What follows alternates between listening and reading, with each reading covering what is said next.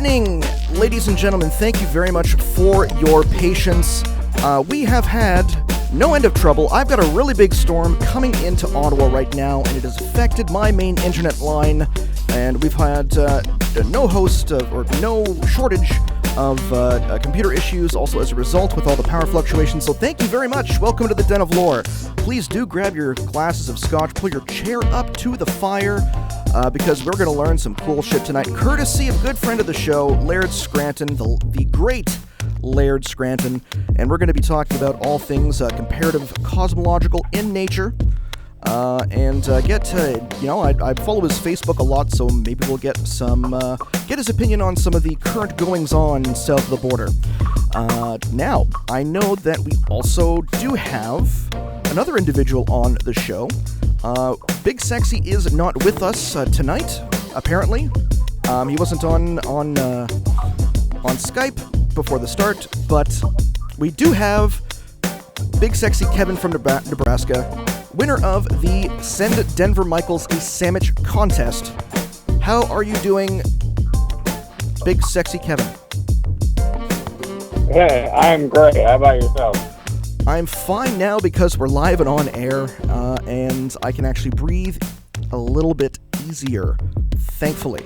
And one more thing, I just need to turn on the webcam. Hello, everybody.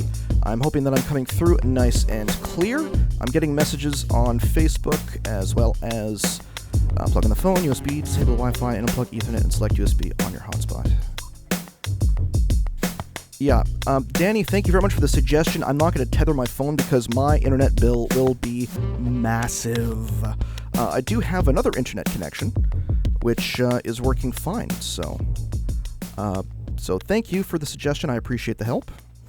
Now, I know that we're starting a little bit late today, so I'm going to chug through our opening segment.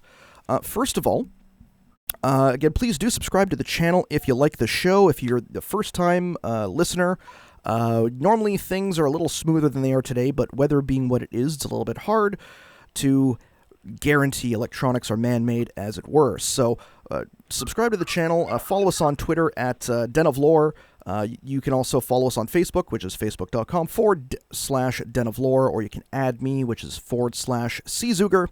In addition to that, we also do have a new live audio simulcast, which I'm looking at the stream for that, which seems to be going well, and that'll be in the show notes below this video. You can get in with chat, or you can get in just listening at denoflore.com. It's up to you. Now, I did want to be able to thank our patrons who keep us on the air when the weather is not doom and gloom outside.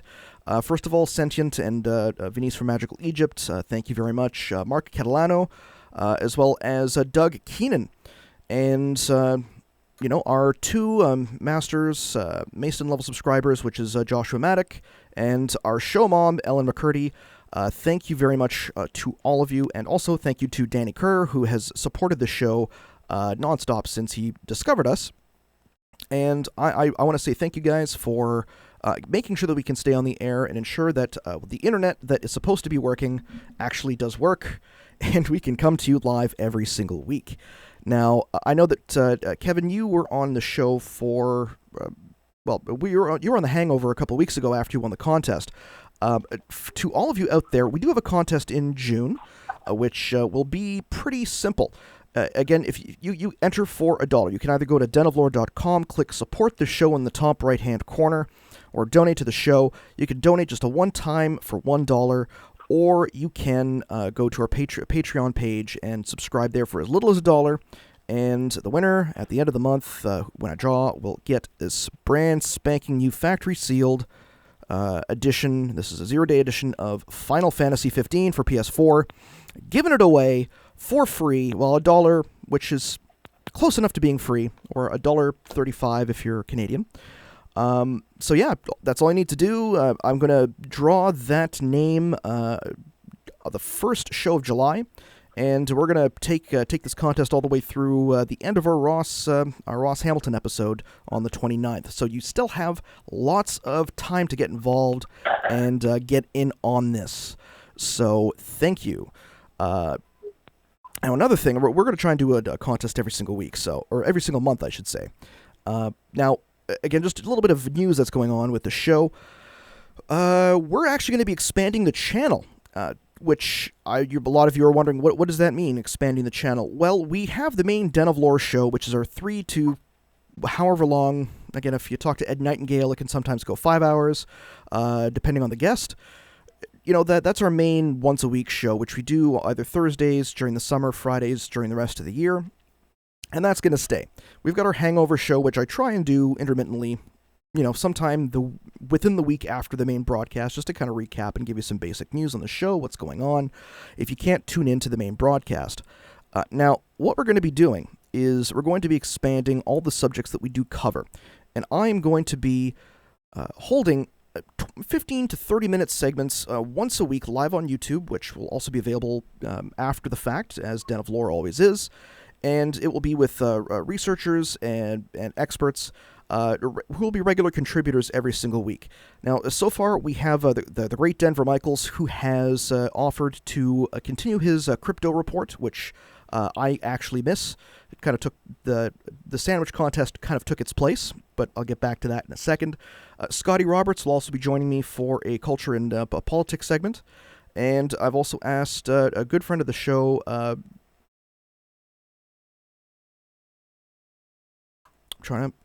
who else did I ask, actually? Michael Parker, the Texan from out in L.A. We're going to be having him on for UFO and Paranormal. So that'll be starting in July. We'll probably start with 2 of the 3 segments, and depending on Michael's availability, we might start his up in July as well. So that will be starting very, very soon. Please do subscribe to the channel so you can get that awesome content. It'll be new subjects every single week, and again, it can happen pretty much at any time. So I will be able to give a good announcement whenever those go up, hopefully at least about 20 or 30 minutes.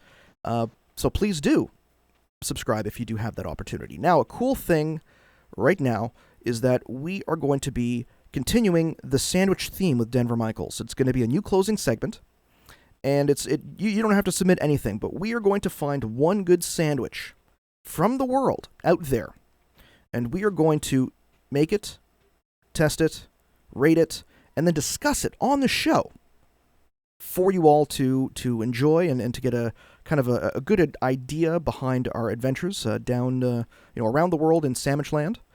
In addition to that, we're also going to put the recipes on denoflore.com, so you'll be able to try them out yourself and give us your opinions on it. Now, I'm just going to bring this to the commentary phase of the opening here. Now, a friend of mine, as some of you do know, I'm a kind of a big fan of MMA. And, I have a lot of friends in all different communities, whether they're fighters, whether they're trainers, whether they are journalists. And a good old friend of mine who is a journalist and does releases for Uprocks, Ryan Harkness. You may have heard of him, you may not have heard of him. Well, recently he released a article on Ronda Rousey, and had quoted Chael Sonnen and had criticized him for saying that Ronda Rousey was not a fighter. Now, funny thing is that now again, you may know Chael Sonnen, former UFC fighter, now fights for Bellator, constant, for at least former, for whatever reason, title contender, and up until recently, Tito Ortiz punching bag. Now, again, he emailed my friend at about 1:30 in the morning, and after this critical article was put out, and literally told my friend, called him, worthless, whatever, and basically said, I'm the type of person you don't want to make an enemy. So he threatened my journalist friend with a late-night email. And it was quite funny because he actually also put a 5-minute segment on his widely listened to podcast, basically calling him a hack and all this, but Chael is, his persona is that he's an asshole. I think he's actually an asshole. I'm not too sure. He has various accusations levied against him and is also caught for cheating, drug doping. So, that's, take that for what it is. So, on this show, he then explains himself as to what he actually meant by Ronda is not a fighter, which is she doesn't have the fighting spirit. She can't fight back.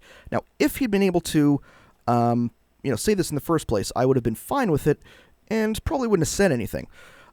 So now all I need to be able to do is remind him, if he listens to this, and hell, it'd be funny, that the man's in show business. And the rule of show business is, if you can get somebody a lot more famous than you to say your name, you win. So, Chael, if you're out there, thank you very much for helping my friend Ryan win. This humble fight journalist out in the wilds of the Ottawa Valley. And, good luck in your next fight. If Wanderlei does show up, you're going to have a hard time. So, I am going to go on to the next segment and just be able to welcome our wonderful guest. And again, Laird, thank you very much for your patience while we got through that opening segment. Just going to read your bio out here for you. Laird Scranton is an independent researcher of ancient cosmology and language. His studies in comparative cosmology have served to help synchronize aspects of ancient African, Egyptian, Vedic, Chinese, Polynesian, and other world cosmologies, and have led to alternate approach to reading Egyptian hieroglyphic words. His degrees in English from Vassar College. Now, he became interested in the Dogon mythology and symbolism in the early 1990s, and has studied ancient myth, language, and cosmology since 1997, and has been a lecturer at Colgate University, which is quite cool. He also appears in John Anthony West's Magical Egypt DVD series, and lives in Albany, New York. Cool part is his writings also include books and articles published or taught by Collegiate University, Temple University, and the University of Chicago. And his research is featured also in the brand new Magical Egypt 2 series. Mr. Scranton, Laird, how are you doing? Oh, I'm doing great. Sorry you've had a little bit of a struggle here with weather tonight. That's the way things go, It seems anytime we get into talking about esoteric subjects, all sorts of odd things happen electronically. Well, the big part of our field is also researchers. We are known to be fighters. We kind of push through things, whether it's quackademics questioning our research or methods or love of certain subjects, or the occasional technological problem. I'm just very thankful there were no pyramids that I had to build tonight. It's just a radio show we need to put on. So, and of course, any glitches is far more likely to happen immediately before showtime than it is half an hour ahead. And especially with especially with our quote unquote headlining guest for the month, it's always the big events that these things get thrown at. So I'm very happy that you've been around the block. You know what shows like ours can deal with, especially a live program. And again, it's a privilege and an honor, and I'm very appreciative that you have made the time to come on the show for our Throwback Month. Well, thank you. Now, very happy to do it. While I was doing research today, I actually noticed now at this point that because I've been doing the show intensely for the last while, that you and I now actually have more mutual friends than I do with a lot of my own family. Very funny. So it's somebody posts something out there, I either see you share it, you comment on it, or you like it, and it's it's just part of just the job. So again, just guaranteeing right now, if you see my comments popping up anywhere, I'm not following you online, just to make sure.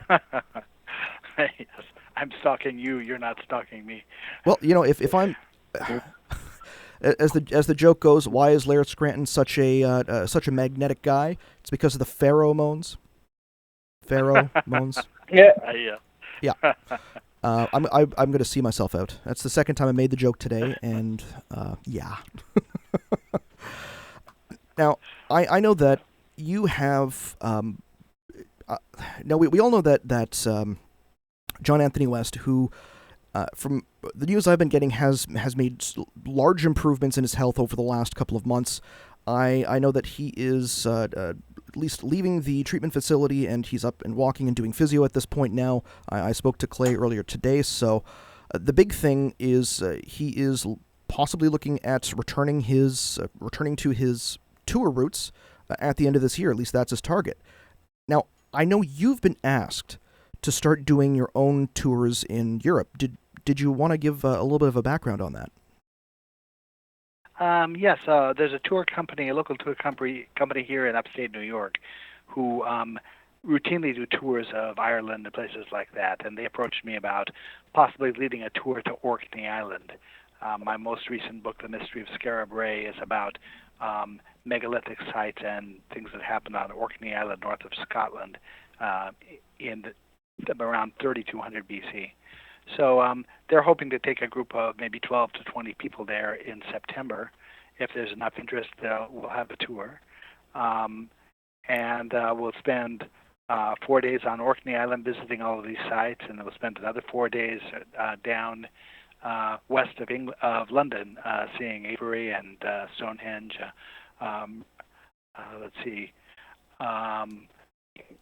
I'll be doing a presentation on my book, The Mystery of Skara Brae, while we're on Orkney Island, and we'll wrap up the tour with a morning at the British Museum in London, and a tour of London. We'll also have a guided tour of major sites in Edinburgh in between. We'll have a night overnight in Edinburgh.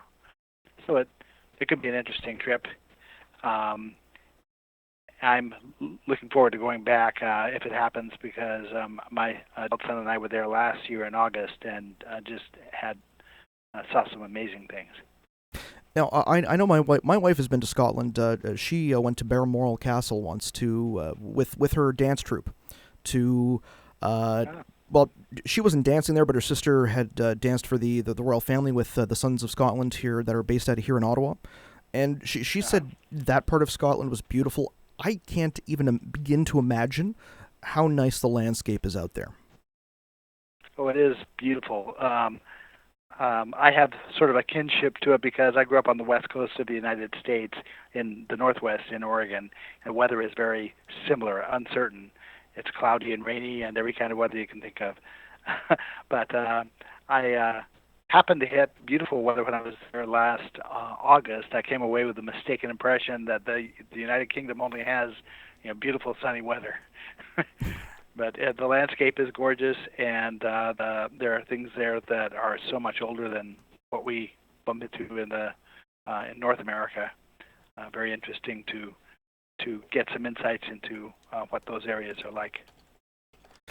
And for your experience, like you've been out there at least I know you hadn't actually been out there until a while after starting to research. So, like, what was? Yes. Go ahead. Oh, sorry, not a problem. Now I know that your time out there, you'd kind of been surprised you hadn't been out there sooner. From what I can recall, the last time that we spoke. What are kind of the things that you want to be able to show, or at least give other people an experience while you're out there? Well, I've always been a researcher who built on the work of other researchers who came before me. For instance, my Dogon work is primarily based on a 30-year study of the Dogon tribe in Mali by some French anthropologists. And there are any number of these primary source works out there that there's a lot of material in that's just waiting for someone to massage it and work with it and understand it. So I've never been a person who felt like I had to be at the site necessarily to get the best insights into the topics I'm researching. But in this case, Orkney Island is just really starting to come into the consciousness of researchers like myself.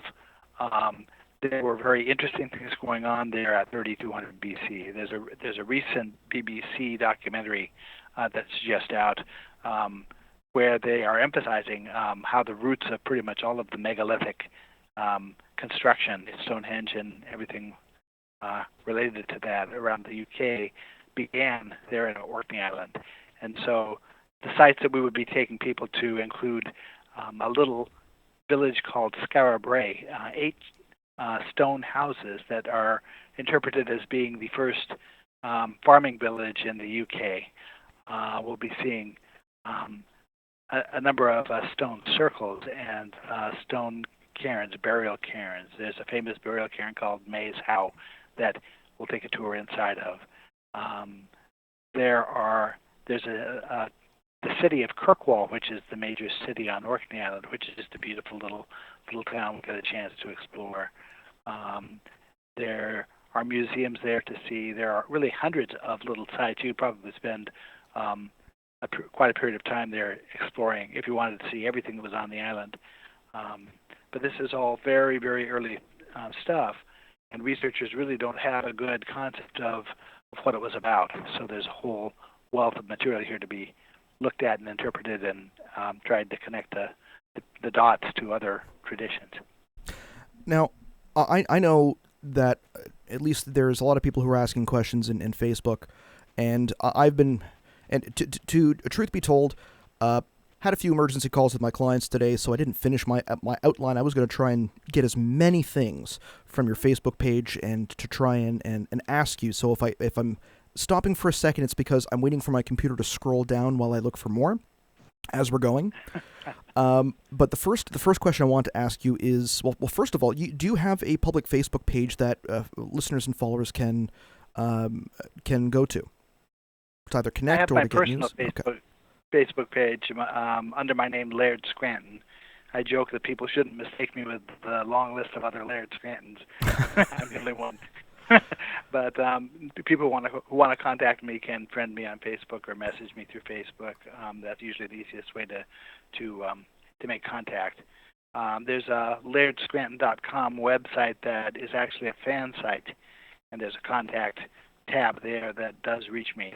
I receive an email if someone fills that out, and I try to get back to people who have a question or just want to make contact. So you have did fans make the site for you? They just said, like, we love Laird Scranton so much, he's so awesome, we're going to make a Facebook page in his honor. Well, I think someone was hoping to entice me into paying them to maintain the page. Oh, jeez. I think if the truth were known.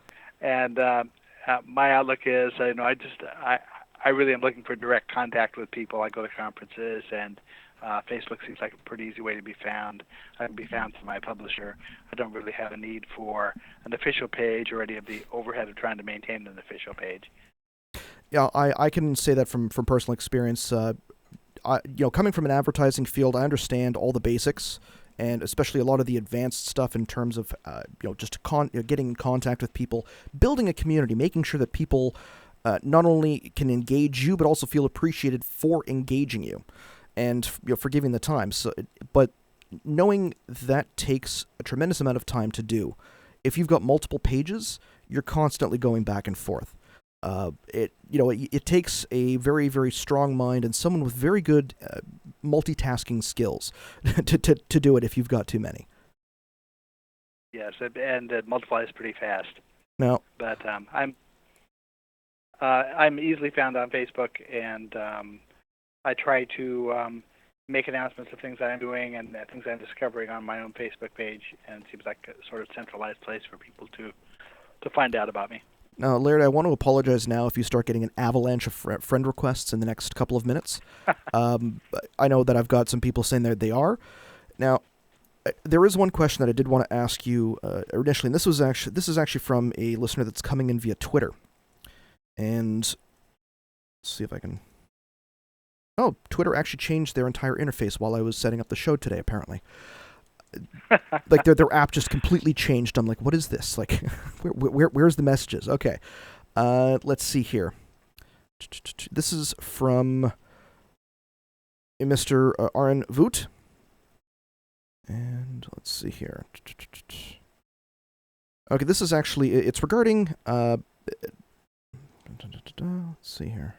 Oh, just want to make sure I'm to scroll up. Now, the question actually starts if and asks whether you've inadvertently discovered the Ark of the Covenant. And every single time I get a message, and I used to write emails like this exactly, so I understand where he's coming from. This may sound nuts, but please bear with me. Mysteries of Scarabray on page 101. In Egypt, the word Ness implies a concept of authorized ownership that rises to the level of legal property. The Dogon term Su refers to an agreement. Covenant means agreement or agreed deed by legal contract. And apparently on page 129, regarding the burial of the site or covering over, which you likened to the Dogon Egyptian term.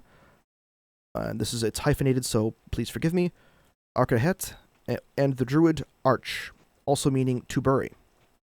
So the rationale being thus Scarabray being formally agreed to be buried or covered over indicates the ritual being described as the burying of the agreement or Ark of the Covenant. So that's kind of the simple theory.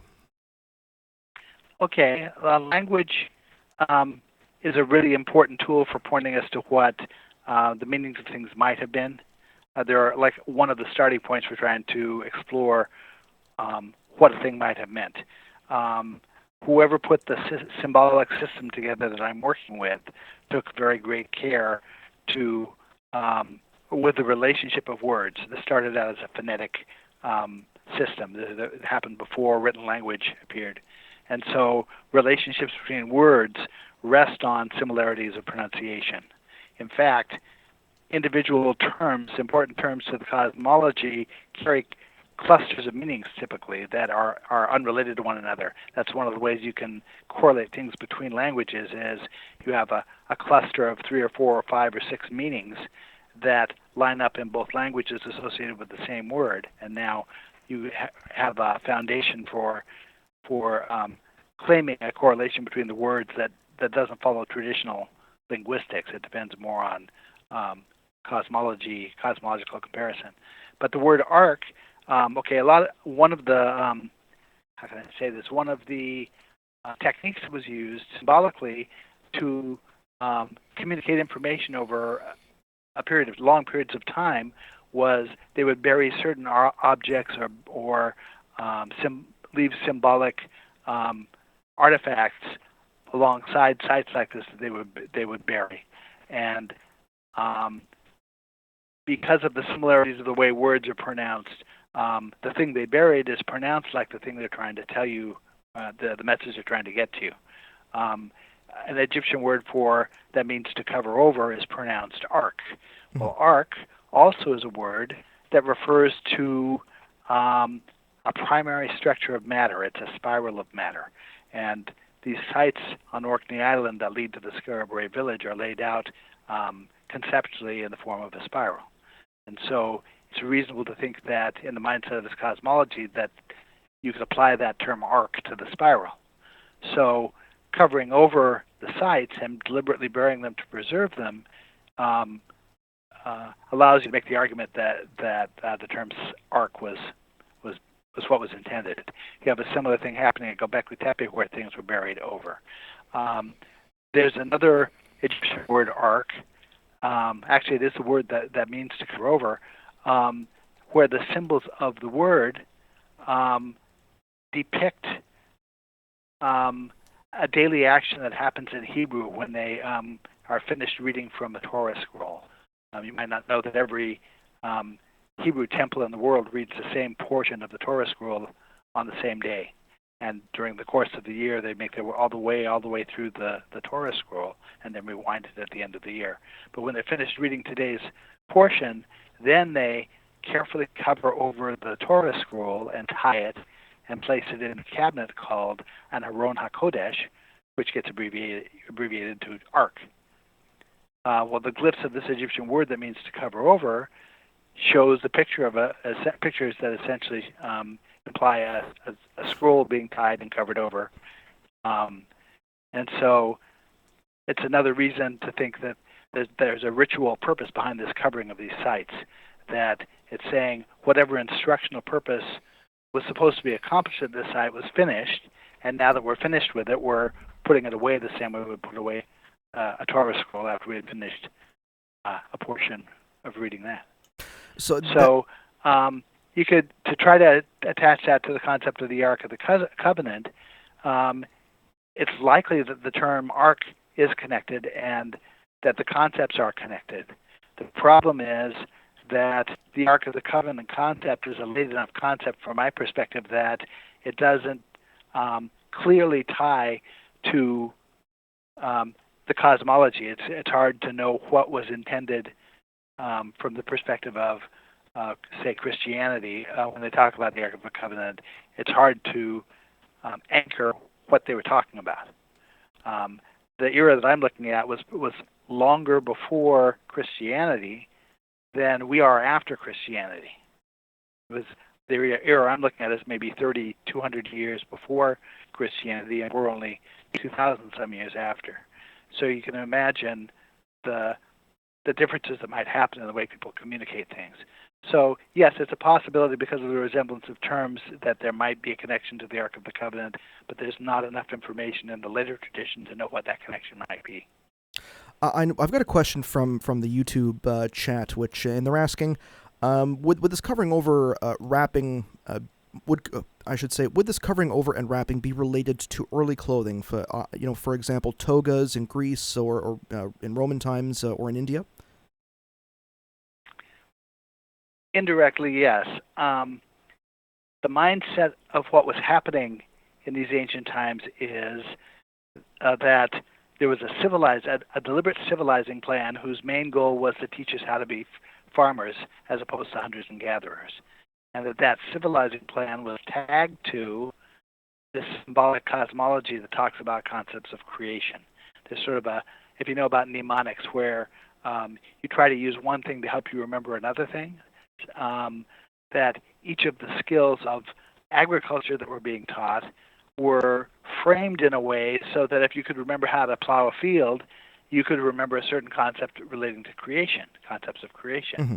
And clothing was one of those related concepts. It has symbolism that connects to one of these stages of creation. And so there's a connection through the cosmology to that, but not directly to this idea of covering over a site. Okay, now another word example, if covering over a site would be like a temporal arc, kind of like the covering of the Potbelly Hill in Turkey, also known as Gobekli Tepe, which for anybody who's listening, that means take a shot. There are numerous perspectives on what was going on at Gobekli Tepe, and mine is by no means, none of them are accepted. Mine's by no means the most popular of the outlooks, but the covering of these sites, from my point of view, the information that was being conveyed in the cosmology was of the sort of thing that only a technological society would understand it. They're talking about fundamental structures of matter. They include pictures of electron orbits and things like that. Only a very highly technologically capable society would be able to recognize what they were talking about and know that it was meaningful stuff. And so from the perspective of 10,000 BC, which is when Gobekli Tepe happened, you can argue that their target audience was way out in the distance. It was essentially us. And if we know that that's the target audience, then it makes sense that they might want to cover over a site for our benefit, knowing that by covering it, they preserve it. And one of the Dogon outlooks is that was deliberately done, that they deliberately covered things to preserve them. But I also can see that one of the motives was this ritual motive. It associates the site with that whole process of reading a Torah scroll. And that's kind of fascinating that even something from that far back was carried forward, throughout time. Like we're talking, the late antiquity within 1400 BC or later 30 or up to 3200 BC, even to now in 2000 AD. So, if we're talking about the longest continuously worshipped religion, and again, some theorists may claim differently, or they'll bring up some obscure one, but mainstream religion, whereas the same traditions and symbolism have been carried forward for that length of time unbroken, is phenomenal, especially as it is communicated verbally. Right, and the trick is trying to find the cultures where the least amount of telephone game sort of was played, where things were preserved intact as opposed to things sort of slowly morphing over time. And the Dogon happened to be one of those cultures. And one of the ways they managed to accomplish that was by retaining it as an oral tradition. Their outlook is that if you the act of writing something down sort of absolves the person who knows it of the responsibility of really mastering it and understanding it. And so texts are they deteriorate. No matter what media you happen to put the information onto, you're going to have fragmentary text. You're going to have someone in another language trying to interpret things who doesn't understand the original language perfectly.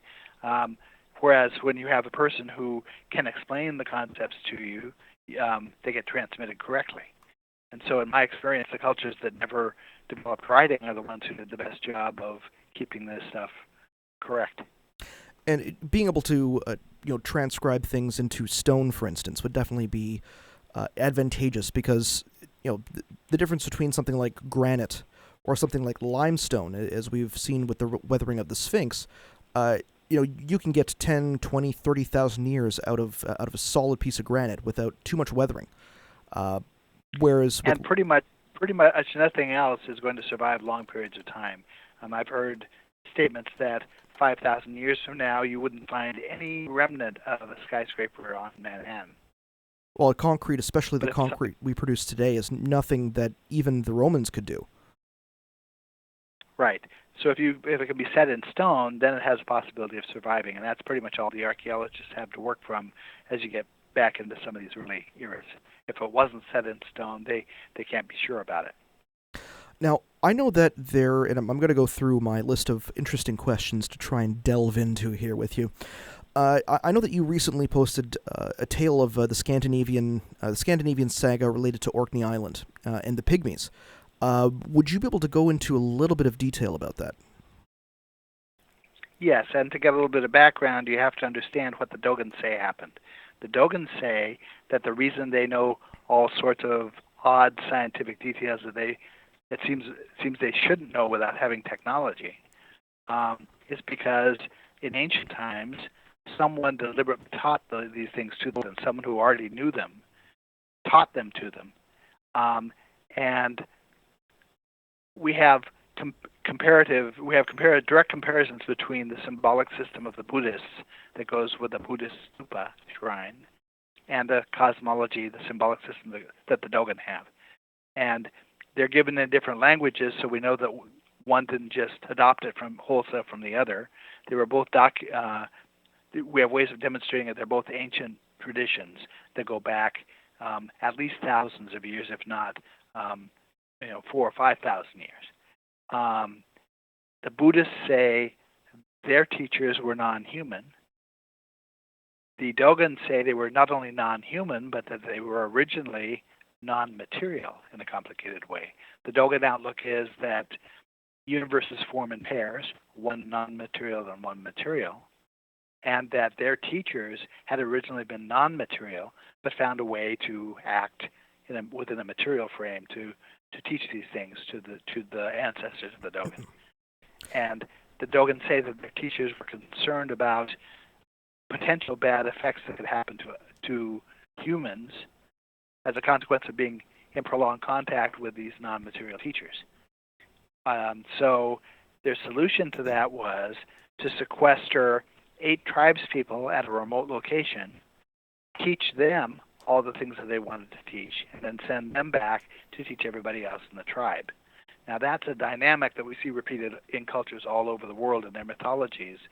There, again and again and again, there are traditions of 8 ancestors who are sort of quasi-deified over time, who bring civilizing skills into a culture and teach them how to farm and teach them how to do metalwork and stonework and things like that, domesticate animals and so forth.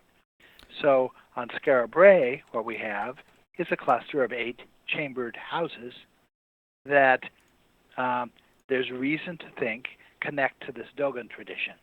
And one of the reasons to think that, the starting point, well, I won't go into the details of it right now, but there are direct architectural connections between Orkney Island and Skara Brae and the Dogon that link us to the cosmology. Now, the earliest sagas in Scandinavia say that the Scandinavians found 2 groups cohabiting on Orkney Island. One was a group of pygmies who were described as having very strange habits, and the other was a set of average-sized clerics who always wore white like the Dogon do, and who were so different from the Scandinavians, quote, as to constitute a different race. So we have the possibility, based on those descriptions, that they accidentally encountered the Dogon clerics side by side with their teachers. One of the supporting elements for that idea is that an Egyptian word for pygmy is nema, and in the Egyptian hieroglyphic language, the vowel sounds like Hebrew aren't written down, so you don't know for sure what the vowel sounds were. So the Egyptian word nema might very well be the same word as the Dogon name for their teachers, which was Numo. So we have a number of these different connections that make it appear as if on Orkney Island at 3200 BC, 200 years or so before the appearance of dynastic Egypt, you've got a group of teachers and a group of Dogon-like clerics located in a location that gives every appearance of having been the equivalent of a college campus.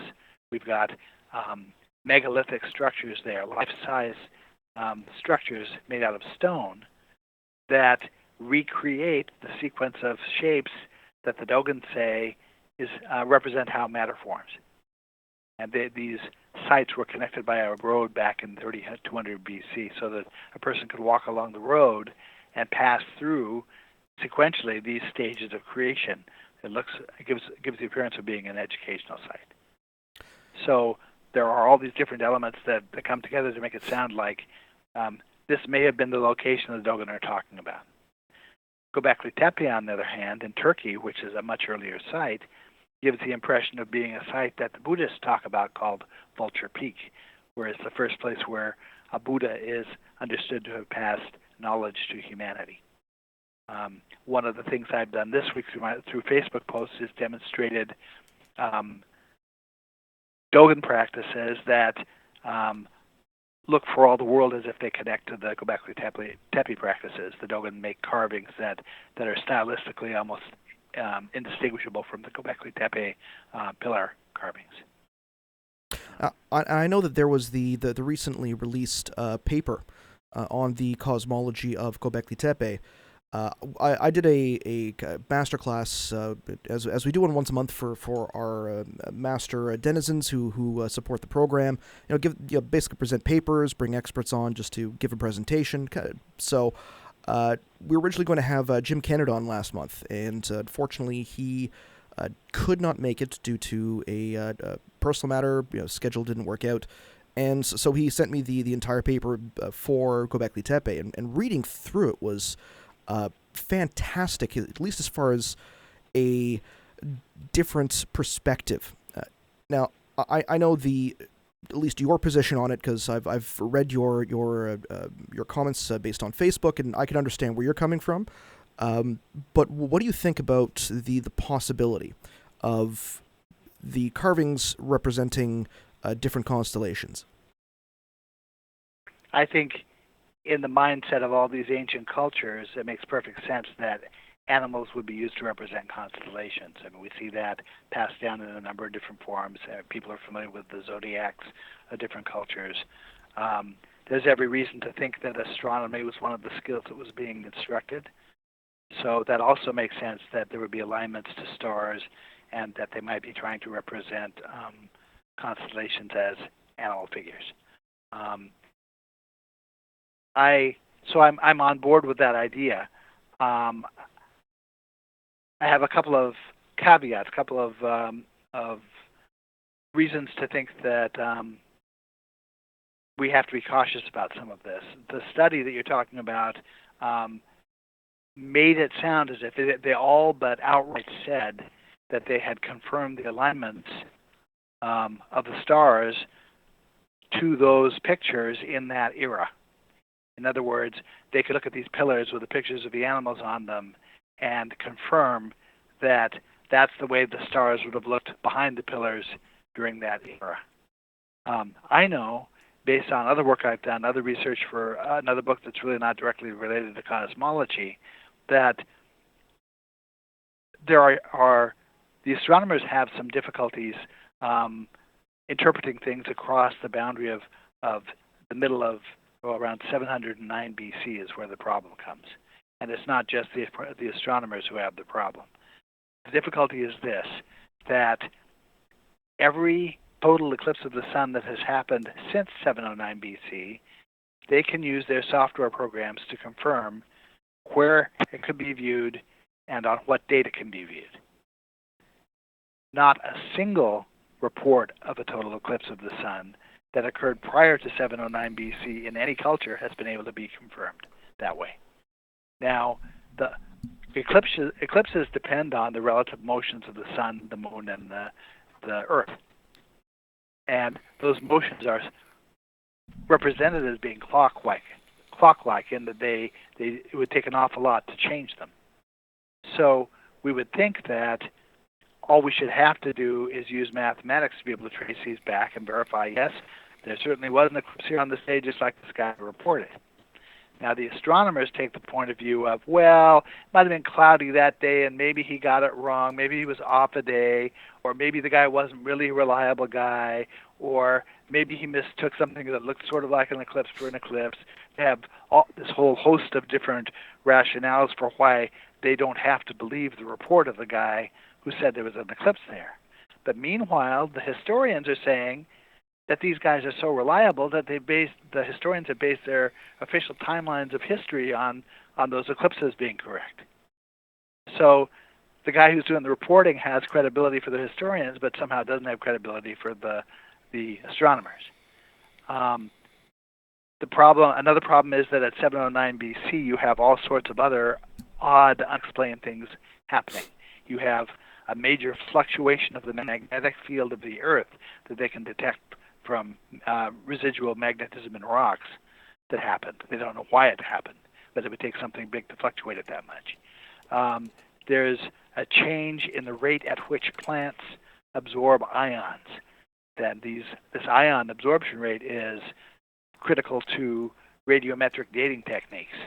And so all the radiometric dating techniques fail across this same 709 BC boundary. Nobody's explained or even proposed a theory as to why could that be. There was major climate change at that moment, such that crops that had been grown for thousands of years in China suddenly couldn't be grown there anymore. And immediately following that period, you have cultures all over the world deciding, apparently independently of each other, because we don't know of any influence that would have crossed the boundaries of all these widespread cultures. They all decide independently of each other to change their calendars from a 360-day year to a 365-day year. That looks an awful lot to me like they were responding to an actual change in the length of the year. And what's like? Now, sorry, go ahead, Laird. Okay. The other situations that I'm talking about imply that an event happened that was large enough and influential enough that it might theoretically have extended the length of the year by 5 days. All it would take would be a slight change in the trajectory of the Earth around the Sun, or something that a passage of an astronomical body that drew the Earth out just a little bit in its orbit from the Sun, or slowed it down just enough to increase the year length by 5 days. Now, I'm trying to, even while you're talking, I'm trying to find information on that time period. Wikipedia has nothing of note, really. Like, they've got basic history, but they're not listing any type of natural disasters, apparently. There's one site that I found that has information, as far as possibilities that happen in that area, but they're not, it's a website that I can't verify the validity of, so I can't even bring it up as a possibility, because I'm just not sure. Well, Velikovsky, who is the crackpot's crackpot, according to the scientists, has viewpoints on what happened. The upshot for Gobekli Tepe is that any study that seems to indicate that they verified these alignments to a date is talking to its hat as far as I'm concerned, because I know if they can't hit those eclipse dates and locations, they have no clue where the stars were in relation to us prior to 709 BC. And so a study becomes immediately suspect to me when they say they can do that. And this study, I read through the study, and they didn't actually overtly say it, but they did say that the alignments had been confirmed to that era, and there's really no other way to confirm them except through computer calculations. Sorry, go ahead. So that's the first. That's the first problem I have with the study. The other thing is that they were claiming that what's represented on the pillars of Gobekli Tepe, the motive, the underlying motive for doing these carvings on the pillars, was to record a comet strike. This is an event that researchers like Randall Carlson and Graham Hancock have been exploring. And there's lots of evidence to think that the comet strike did happen. But at Gobekli Tepe, you don't just have one circle of stone pillars. You've got a series, a number of, like tens of, or maybe 20 of these stone circles built over the course of a period of time, many of which are still buried and not excavated. And so I say, okay, if the primary motive here was to record the comet strike, then what was the purpose of all those other stone circles? Are you telling me that we had calamities worth recording on stone 10 times in that era? Or was something else going on with the site? That can't possibly be the overriding purpose of the site if it only explains one of the circles. If I'm not mistaken, there is also another hill that apparently that's nearby. I think it's about 20 or 30 kilometers away that has similar structures buried beneath it. And I'm trying to find the name. I know, and even though I have Graham's unmistakable voice in the back of my head saying it, I just can't remember the name of it for the life of me. So yeah, that's the main argument, is if it's supposed to be able to record this event, then why are there so many? Right. Another Easter... Now, another perspective on that is, what are we saying happened here? Are we saying that some brave little stone carver was out there as the comets were falling, tapping the stuff into stone to get the alignments right? Or are we saying that he just held it in memory, and then when after everything was over, he came back out and then he tapped it into the stone to make everything look the way that he remembered it looking in the sky? It's not a compelling argument to me that that's why these carvings were made. And part of the reason it's not is because the entire set of elements that we see at Gobekli Tepe is a coherent grouping. This is a grouping that survived as you move forward historically from the era of Gobekli Tepe. Pretty much every symbolic element that we see there was preserved with a group called the Shakti cult in India. Mm-hmm. This is a matriarchal cult that was ancestral to the Vedic, the Buddhist, and the Hindu traditions. It actually still survives in India today, the Shakti cult. And so we can see that this, based on the way that these other cultures interpret these symbols, that they all place cosmological meaning on the symbols. They see, a carved bull has great cosmological importance in India.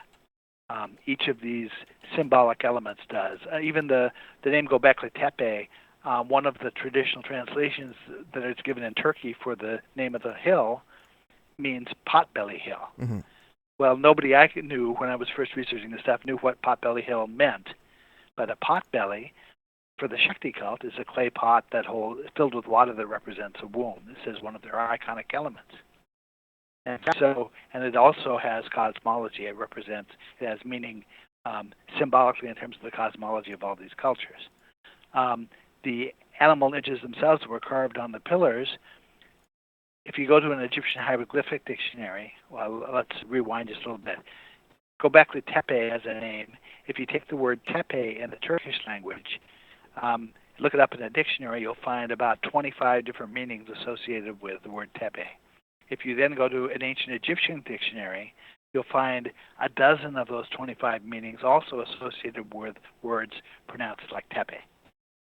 So this is a cluster of meanings that goes together. You can infer from this that when the ancient people in Turkey were talking about the word Tepe, they understood it in very similar ways to the way the ancient Egyptians understood it.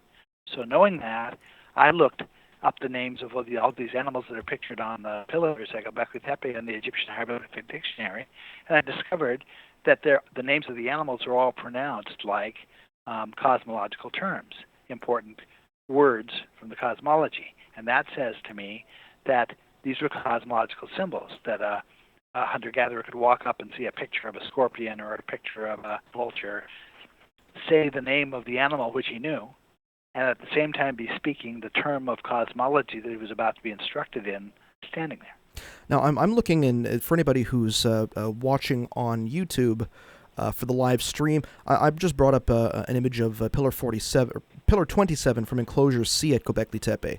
And I know that the animal carvings that we usually see are ones of the fox. This one, but because all of the pillars were done in relief, which, if anybody who's listening, is actually a harder way to carve something out of rock, because you're not carving into it, you're basically removing all the stone around it away for that image or figure to appear. And for something that, 12,000 years old, that's an amazing achievement. This particular animal that's on there, it looks to be some type of predator. It could be anything from a lizard to a cat, and it has it has another animal below it. So what you're saying is that the meanings would be conveyed, and then the individuals would be able to recite it as they're being led around by their teacher. Which, if you're going to be teaching, essentially, and I'm going to use the term children, because at that time, our species may have been essentially at the knowledge of a child as far as the world around it on a grander sense. Right. You show them a picture of a cat, you have the word cat underneath it, and then you talk to the Right. child about what that... It's proto-language. It's a way of introducing someone to language. So my overall outlook about Gobekli Tepe is we have a coherent set of symbols here that we know perfectly well are cosmological in every culture that followed. Of course, they were cosmological at Gobekli Tepe. Mhm. And part of that cosmological system is astronomy and has to do with constellations. But it's clear to me that there's another dimension to these carvings besides representing just constellations. And so what primarily would you... I should say, well, what have your researches found? I know one of the big things is the fox. So I know that the Dogon has certain importance behind the fox symbolism. To give you an example about how animal symbolism plays out in this cosmology, it's usually some salient feature of the animal that is being symbolized. For example, a rabbit, which tends to twitch, represents the concept of vibration. You find it in words whose meanings have to do with vibration. The Dogon, one of the advantages of working with the Dogon is they know explicitly what the symbolism of their various symbols are. They'll flatly say, this represents that. And then one of my processes is then to go to other cultures that have the same symbol and see how they understood the same symbol to verify that the Dogon are telling me the truth. So if the Dogon are representing that a rabbit or a hare represents the concept of vibration, and I go to an Egyptian hieroglyphic dictionary and I find pictures of a rabbit or hare and words that represent quaking or shivering or things that are connected to vibration, then I have confirmation that the Dogon have told me the truth. Now, it gets easier than that because the way the Egyptian hieroglyphic language ends up working is that every word, the symbols of every word, actually end up defining its own meaning. And that if you know how to read the symbols the right way, the word itself tells you its own meaning. And some of those words include a trailing glyph that's defined by the preceding symbolic sentence. And so if you look at those kinds of words, those defining words, you can lay out definitions for hundreds of Egyptian glyphs based on what their words are telling us their glyph meant. It starts to become very specific and very verifiable. And the more cultures you have to compare against, the more you can triangulate in on what this symbol must have meant. And so, sorry, go ahead. I know with the phone over Skype, I do have a second or two delay, so I do apologize if I seem to be cutting in.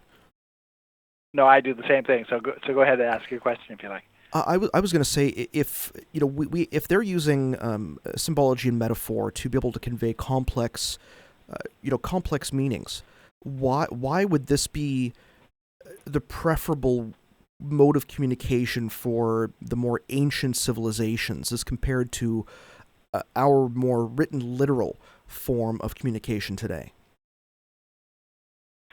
Because in English, all I can represent are phonetics. That when I see the word week in English, I've learned how to pronounce letters, and I've memorized that the sound week refers to the concept of a week. But that's all I've got. In the Egyptian word for week, not only do you have the phonetics of the word represented by the glyphs, but the glyphs are also associated with concepts.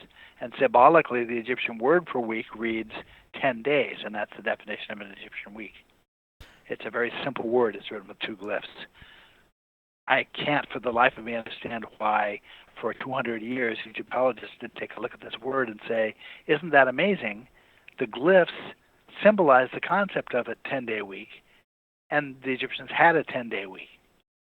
Now you go to ancient China, and their word for week, it works exactly the same way. They use a glyph for the number 10 and a glyph for that represents the concept of a day to mean week, and they had a 10-day week.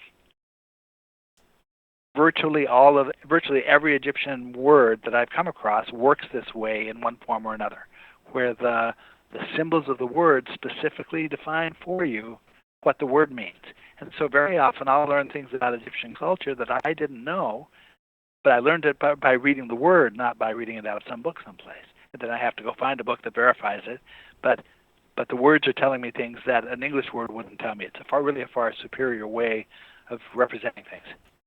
And the running joke that I have with people who have been at least looking at the advertisements for this on Facebook is that your research is so extensive. When you pick up a book, sometimes it's your own to go back and and see exactly what you had found before. That is one of the benefits at this point at the stage of it. I have 7 books out right now and an 8th at the publisher. Very often it's easier for me to get back to a reference by looking at the index of my own book than it is to go back and try to trace back now which source book was it that, which writer was it who said this. Well, I can find the reference in my book and then go to the source. Although unlike George R.R. Martin, your next book is probably going to come out, sooner rather than never. According to Winds of Winter, if you're a fan of George R.R. Martin, you get that reference.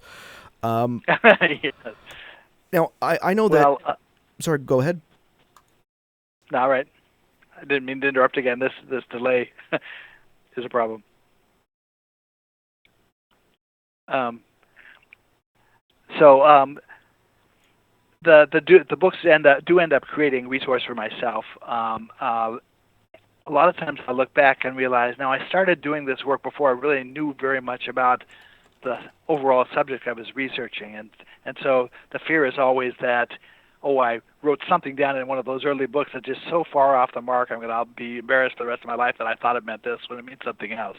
But the truth of the matter is that I managed to be fairly close on the mark with all of it, at least what I've seen so far. I had the same impulse when I actually visited Orkney Island last year. I had already written, and the book was already at the publisher about Orkney Island, and I thought, it occurred to me as I got off the plane, what if I turn up with something while I'm here that completely undermines what I said in my book?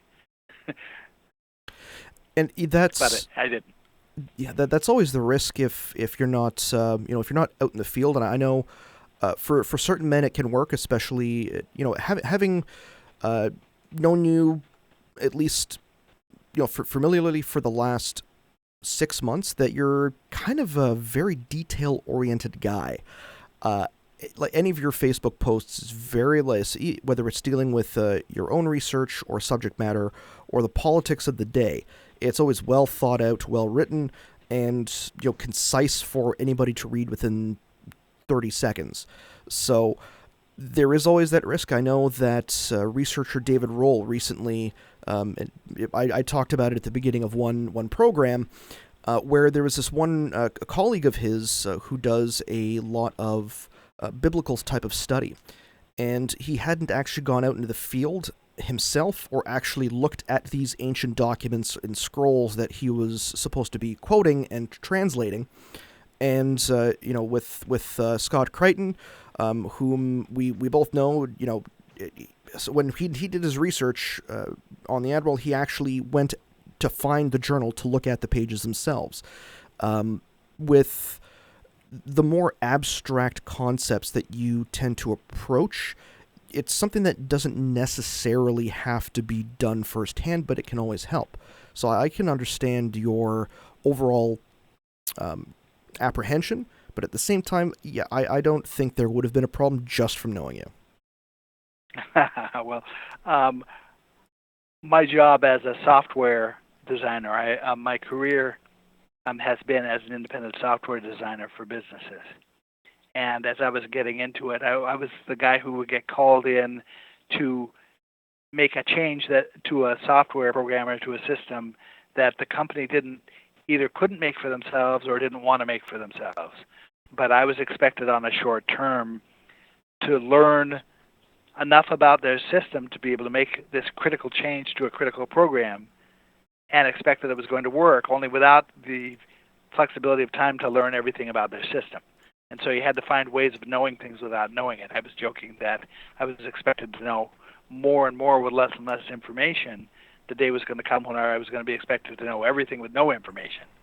And that's sort of where it went software-wise. But this is the same technique, that I have two rules for interpretations. The first rule is that it's got to begin with a clear statement on the part of the culture. It can't be, Laird Scranton says the Dogon symbols are about science. It's got to be the Dogon priests say their symbols are about science. Mm-hmm. The second rule is that by the time I get to the end of the interpretation, I have to be able to finish a very simple sentence. The sentence is, we know this must be true because, and then cite one compelling fact that insists that the thing that I think is true has to be true. And so that's an approach I've used in trying to verify other people's interpretations. In one of my books, I was exploring about the possibility of whether there was a 360-day year in Egypt rather than 365. And so through my friend John Anthony West, I pulled a bunch of authorities on Egyptian calendars that he knew. And what I was asking for was one simple fact that insisted they had to have a 365-day year in ancient times. And they came back with various sorts of things for me, but in the end, everything they came back with was equivocal. The same argument that was used to say that they had a 365-day year could be looked at in a different way and argue that they had a 360-day year. And so there was no pivotal fact. There was no foundational fact that insisted that. So that's what I'm always trying to get down to, whether it's politics or anything else. In questions of climate change, I try to rely on things that don't get filtered through media or studies. And one of those things is comparative pictures of glaciers all around the planet. You can pick any glacier on the planet pretty much and look at how a photograph that any tourist took in 1950 and take a picture of the same scene that was taken in 2017 or 2016 and see for yourself what's happened to that glacier. And you can do this on every continent of the planet. You can do it in every major mountain range of the planet. And with very few exceptions, you're seeing that the glaciers have dramatically melted. That can't happen except with warming. And so from the pictures, you know with certainty that we're dealing with a warming climate. There's none of the hedging of, oh, did this study misrepresent that, or whatever. The politics doesn't come into it, and misinterpretation, of studies and so forth, statistical studies and things like that. Bring it down to intuitive comparative facts, and then you get to the bottom of the issue.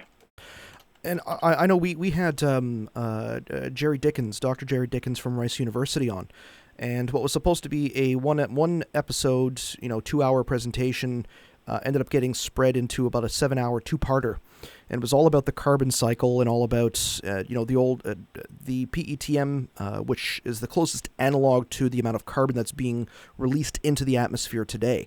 And I went in, and again, not to put a knock against Randall Carlson for his extensive research in terms of carbon being a good thing. Yes, it's very good for plants. But the understanding and being taken through the entire carbon cycle and leaving the politics out of it, it really gives you amount of perspective to be able to say, yeah, we don't know if all of the changes are man-made or not, but there is some type of environmental change going, and there are so many factors that, they're trying to take as many of them into account as possible. But right. It's like, especially with, slow, gradual change that can happen over 100,000 or 500,000 years. That same type of change is happening within our own time period. Like geologically speaking, even back to 12,000 years ago. Within a couple hundred years, or 2,000-3,000 years for this type of warming, which is something we may not necessarily have seen before. Right, but the issues get tangled up with each other. Really, the only issue that we should be concerned with is what are the effects of a climate that's too hot on us? What are the bad effects? And we can see them. Back in the 1970s, they presented us with a long list of symptoms we would see if the climate was warming. One of those is, more intense and more frequent storms. Suddenly we're seeing cluster tornadoes instead of single tornadoes, and we're seeing much higher wind speeds for hurricanes and things like that. But everything that was on that list we've seen, which implies that we're dealing with a warming climate. But as far as us practically goes, we're dealing with the same kind of a question as warm season versus cold season during the year. That on a hot day in August, if you're in a parking lot and you have a car with you, a dog in your car, you realize the essential value of rolling down a car window so that dog doesn't roast, or taking the dog with you so he doesn't roast. But even if you threw yourself in the car, you have the sense on a hot day, even though you're not causing the heating, humanity's not causing your car to be hot on that day, it just is getting hot. When it gets hot, a person with any common sense does something about it. And that's where we're at right now. We're in a climate that's getting warmer. Do we have the common sense to do what we can about it? And that's one of the main factors that we're kind of being faced today. I know the United States has been, at least your president has recently pulled you out of the Paris Agreement. Some people will have one opinion or another, and I know it's going to take a number of years. An interesting thing about that is that even if everything gets executed and the agreement's completely nullified after, I think it's 3 years, the next president can then get back into it within 30 days. That's good. So, but I mean, even if your perspective is that this is all a scam, that big business is going to rip us off to try to pay for the cost of these changes, the right answer still isn't, well, we'll show them, we'll just roast. There's got to be something that can be done about this that hedges the political side of it. Well, Laird, you're from Albany, which is a beautiful part of New York. I love driving through there, coming back from New York City. Have you ever been to Ottawa before?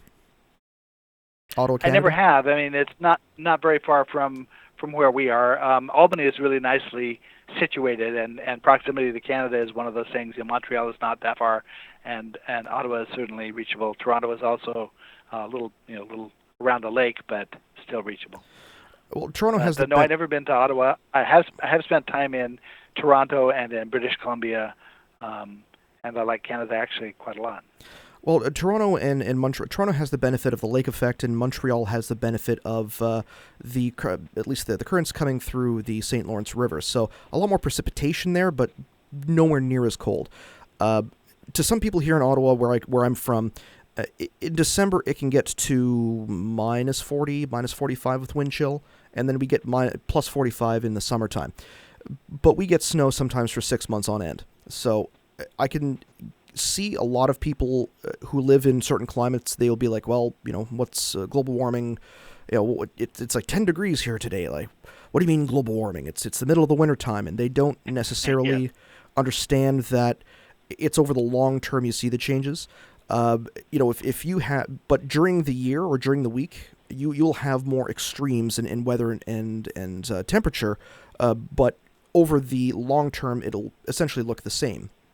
but you Right. know, I so mean, this is not a linear. It's not a linear no. process, and that confuses a lot of people. That they don't understand how a warmer climate at the pole can cause more moisture to evaporate into the air, which can cause more snow or more ice short term. Now, interesting thing about climate change. I know in northern Scotland it can be not exactly as balmy as it is here during the summertime. Although where the Dogon are in Mali, which is kind of they're located almost around like anywhere from Mali to Niger, into certain parts of Sudan, if I'm not mistaken. Did you know that you can actually walk from, well, apparently according to Google Maps you can walk, it would take 1,250 hours to walk from let's say Timbuktu in Mali all the way to Scarborough. Wow. Well, that's very interesting. My perspective on the travel questions in ancient times is that if you've got a group of teachers who are talking about how matter forms, Mm-hmm. the chances are their biggest problem isn't how to get around. And that brings up another interesting question.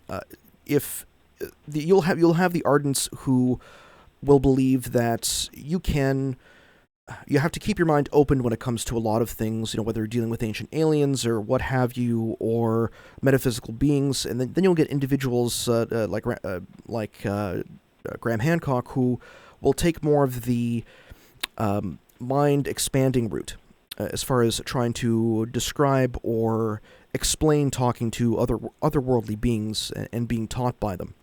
Now, is there any indication, or is there any tradition of the Dogon using anything like ayahuasca to commune with any type of being? That's another complicated question. The French anthropologists claim that the Dogon are extremely well versed in the medicinal plants that are in their region. So I'm certain if there are hallucinogens involved, that they know about them and know how to use them and have explored what they do and what they don't do. But there's a bigger picture. The bigger picture rests on the philosophies that all these later traditions are based on. The mindset is, I mentioned about the two universes, non-material and material. The outlook is that the non-material universe has perfect knowledge, but an inability to act. And that the material universe has imperfect knowledge with full ability to act. And so there are constant attempts being made from the non-material side to induce action on the material side. And the way those happen is through vivid dreams, through what look like daily coincidences, through the strange behavior of animals, through divination, through clairvoyance, through hallucinogenic drugs, and so on. There are a number of paths here by which the sort of game of charades is going on, where something is done to try to induce an action. And from our perspective as material in a material universe, we can either dismiss the coincidence as being a coincidence and just go on with our daily lives, but the people who stop and scratch their head and say, gee, that's very odd. I've had 4 different references and 4 unconnected circumstances to the same thing in the last 24 hours. What's going on here?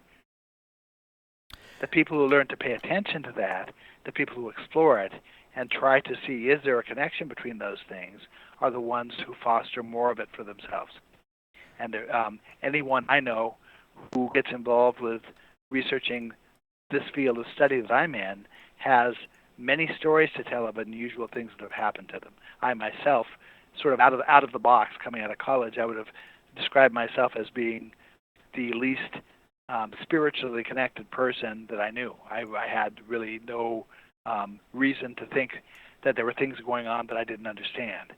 The first thing you learn in this field of study is that there are certainly things going on that we don't understand or that we can't explain yet. And so a large part of the process is training yourself to pay attention to those and allowing yourself to ask the question, could there be a meaning here in something that might just be coincidental? Okay, now I've got I have a question actually relating to this from the Facebook group, and I've been collecting questions. I'm sorry, everyone out there, and unfortunately, he apparently just left the chat a couple minutes ago. But if he's going to listen back, he'll get it. This one's from Ajax, 1983. And he writes, Laird, you explained in one of your infamously deep Facebook posts the concept of universe, matter, and reproduction, which is a really early concept passed on.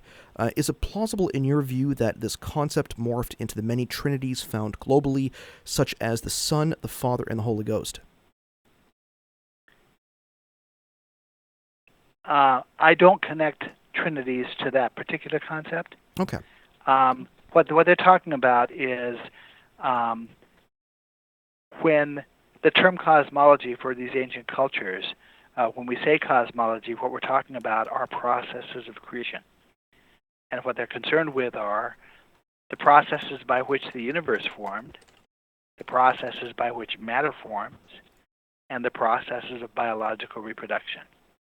Now, in the mindset of the Dogon, those three processes are so fundamentally similar to one another, so fundamentally parallel to each other, that they simultaneously describe all three processes using a single progression of symbols.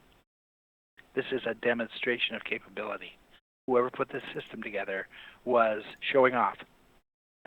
They were saying, look, part of what's going on with the symbolic system is in establishing credibility, because the system talks about things that we as modern technological people have the ability to verify, but it also talks about a whole set of deeper things that we're not yet in a position to verify.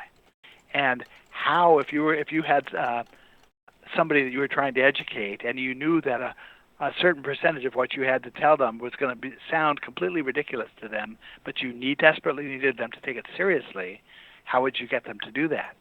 Well, it looks to me like what happened here was they took the most complex progression they could think of that we could potentially verify, which is the structure of matter. And they laid it out in scientific terms with drawings and descriptions and symbols to represent it, that someone like me could sit down and read from atom down to waves, or from waves up to atom, and verify to my own satisfaction that they're talking about actual science here. They got all of it right. Now, being able to do that establishes credibility that they know what they're talking about. Now they go on, and I notice that, hey, there's this whole range of things they're talking about that Stephen Hawking never gets into and Brian Greene never gets into, but it looks reasonable. It looks as reasonable as the rest of the stuff. What are the chances that they do know what they're talking about at this deeper level? And what basis do I have for believing that they know what they're talking about at this deeper level? And that whole range of symbols that describe the stages of creation for those three themes is a demonstration of that. And especially being able to describe all three simultaneously, as I said, is on one level it's showing off. It's saying, here's a clear demonstration of just exactly how capable we are, whoever put the system together.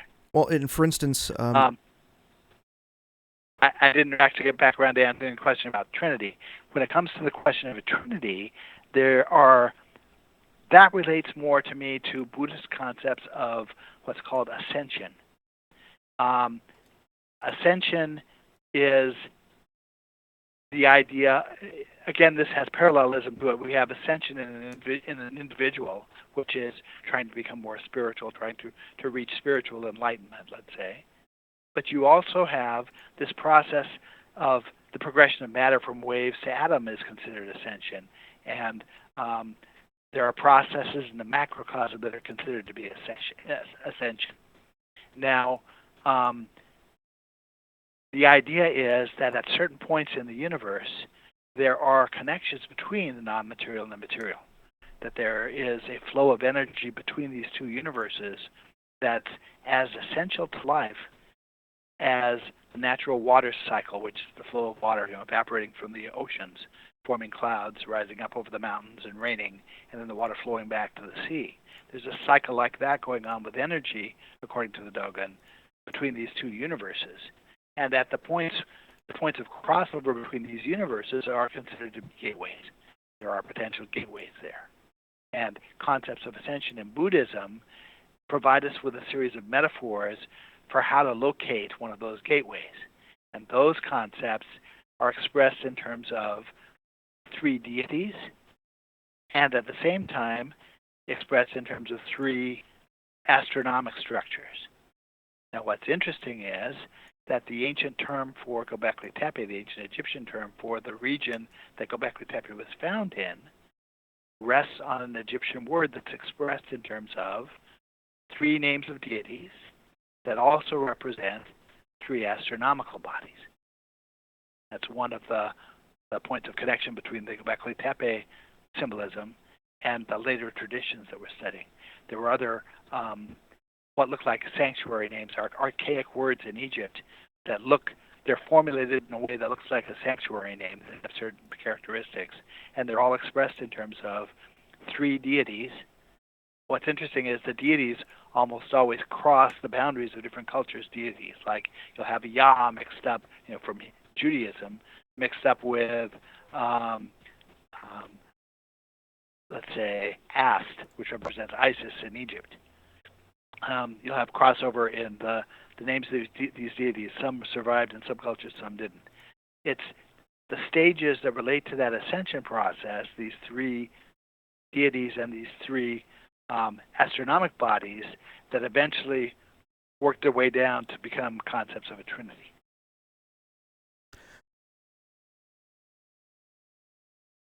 I'm trying to be able to think of a follow-up question from that, but you pretty much answered that right off the bat for me. What would be the big reason to show three actually, here's a good one.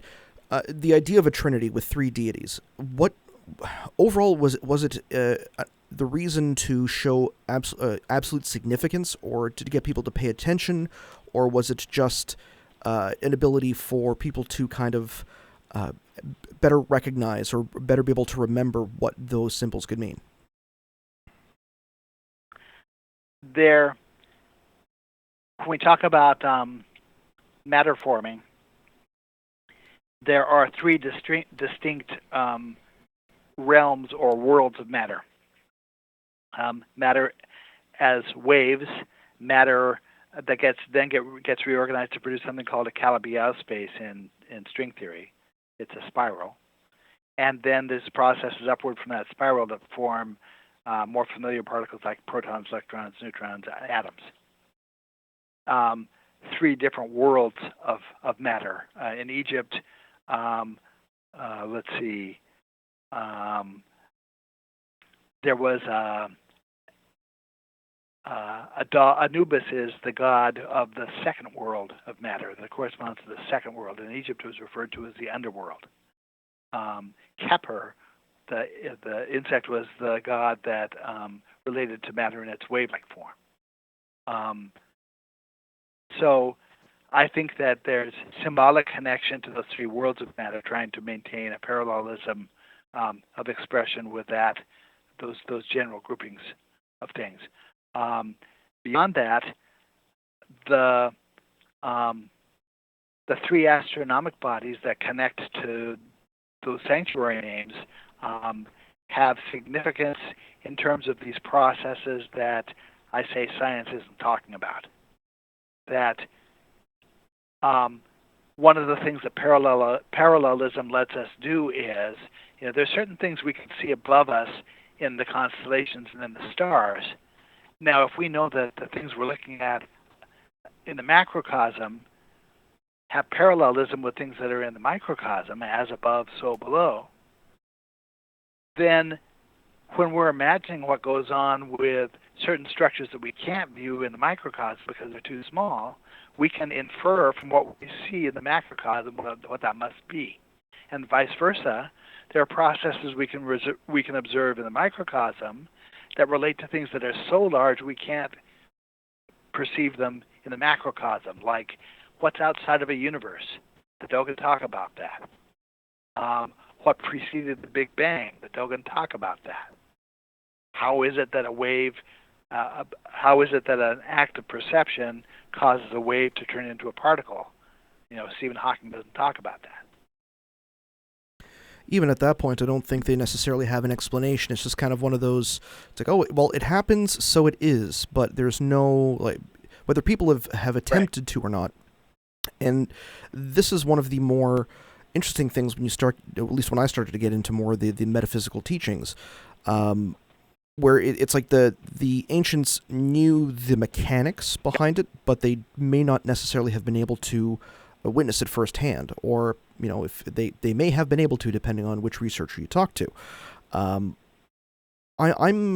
always been at least kind of more skeptical with regards to some of the wilder claims by some researchers with regards to portals or gateways. I'm not saying it's not possible, but if these types of gateways were present, and speaking that, the Dogon had claimed that their teachers had been not of this world, but not necessarily actually, let's say, alien. They could have been, as I said, from the other world.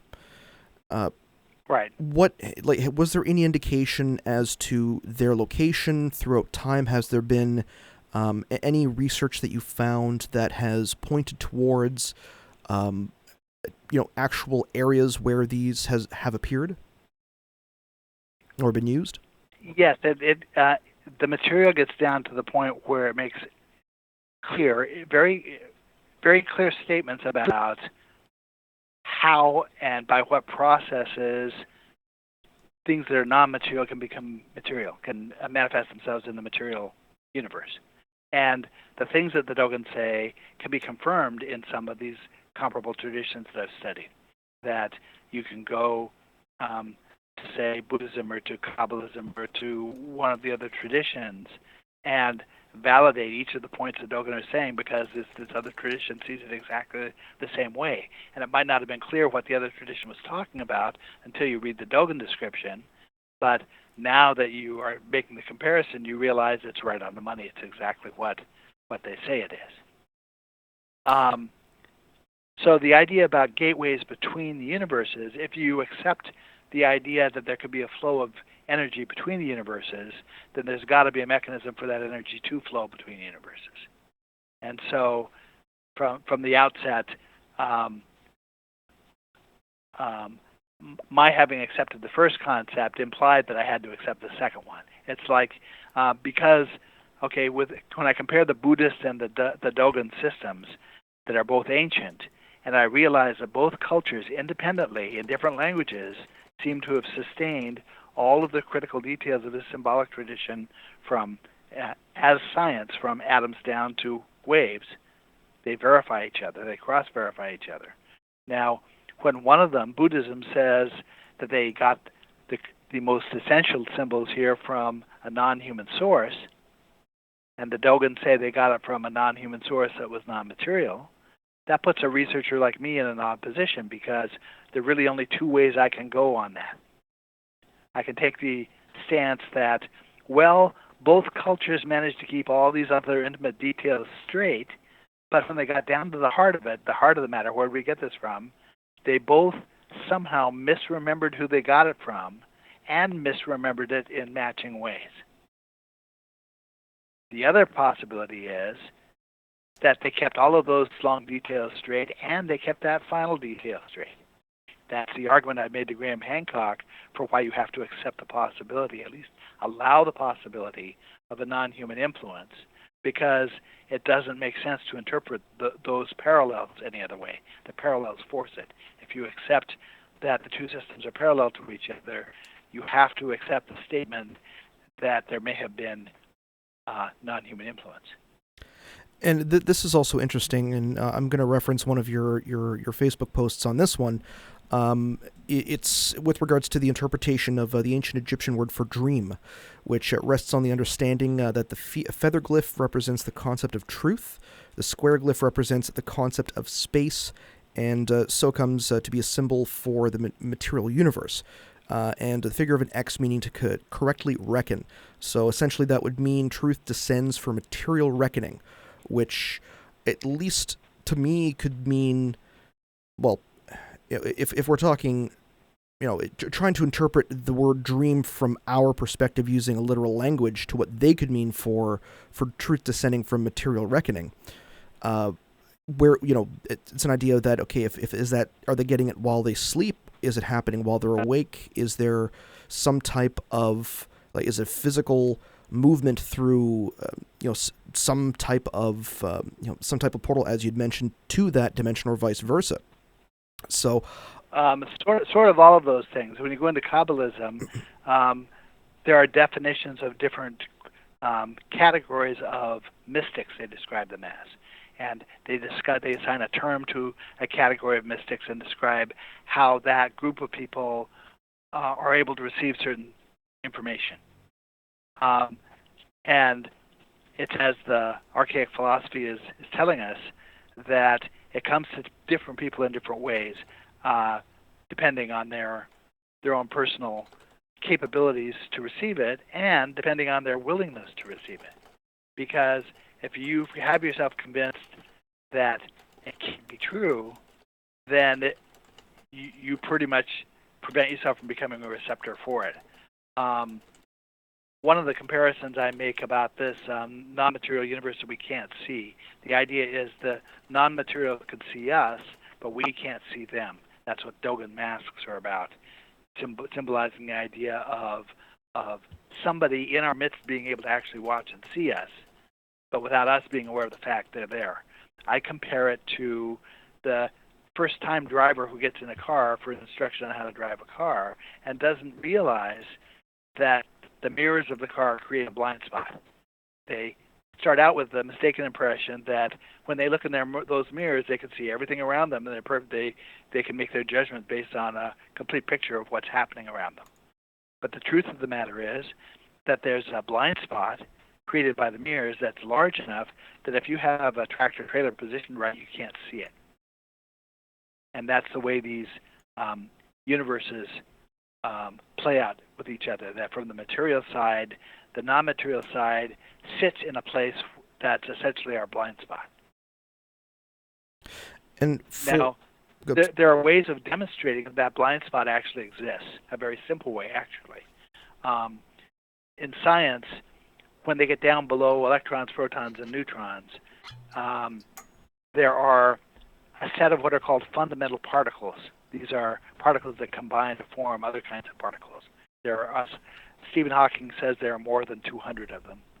The Dogons say there are 266 of them. But both groups categorize them the same way. They categorize them based on the symmetry of the particle, what it looks like from different angles. And so one group of particles is like a circle. It looks the same from all sides. Another group of particles is like a double-headed arrow that you have to turn halfway around to make it look the same. Another is like a single-pointed arrow that you have to turn all the way around to look the same.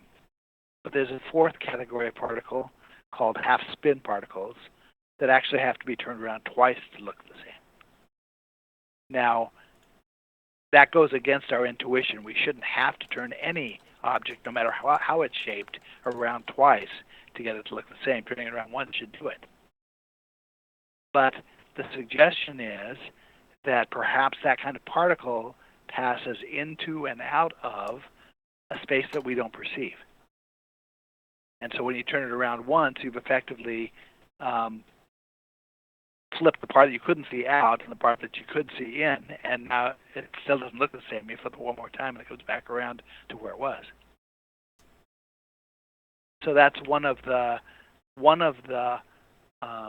functions of science that directly points to the possibility that there's a realm there that we're not perceiving, a blind spot. And for me, a scientist is the equivalent of the guy who gets into the car and decides when he gets in that from now on, the only things he's going to accept as real are the things he can see in those mirrors and out the windshield of the car. And when he does that, he automatically filters out this whole other set of things that are just as real. I mean, a tractor trailer can kill you just as much as an abutment in front of your car. But science doesn't allow for the reality of it. Or if it Religion, does... Yeah. I was going to say, or if it does, we haven't reached a point of understanding or Right, and that's what I think the truth is that there's nothing really mystical about this. We just don't understand how it works.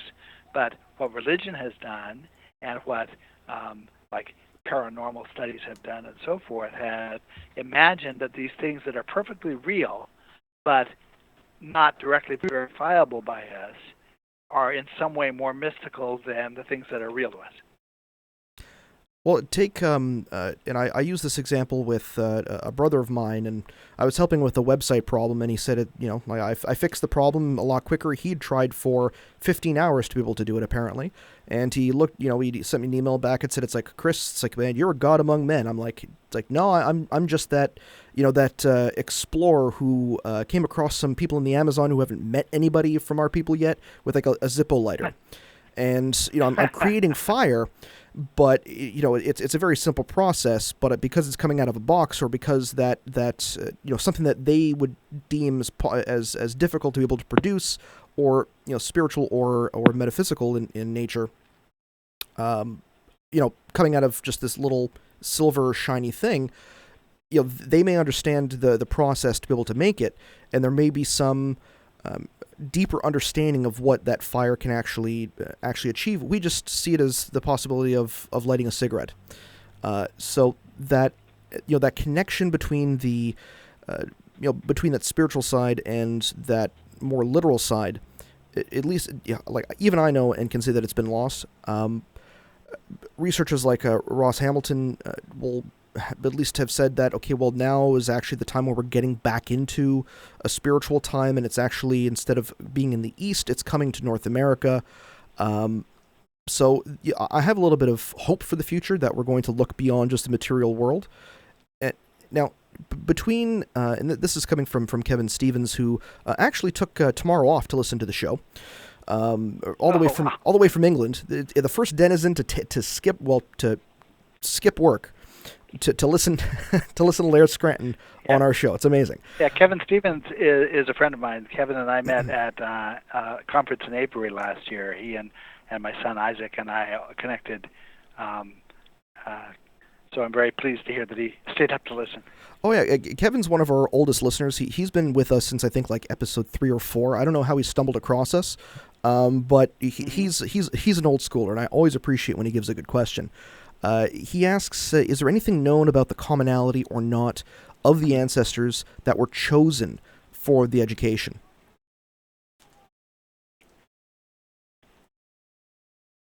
There are Dogon statements that are mythical statements, and they're harder to sort to a real perspective.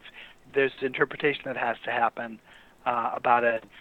There are statements of why a certain group rather than another group was selected to be the ones who are going to be the teachers. But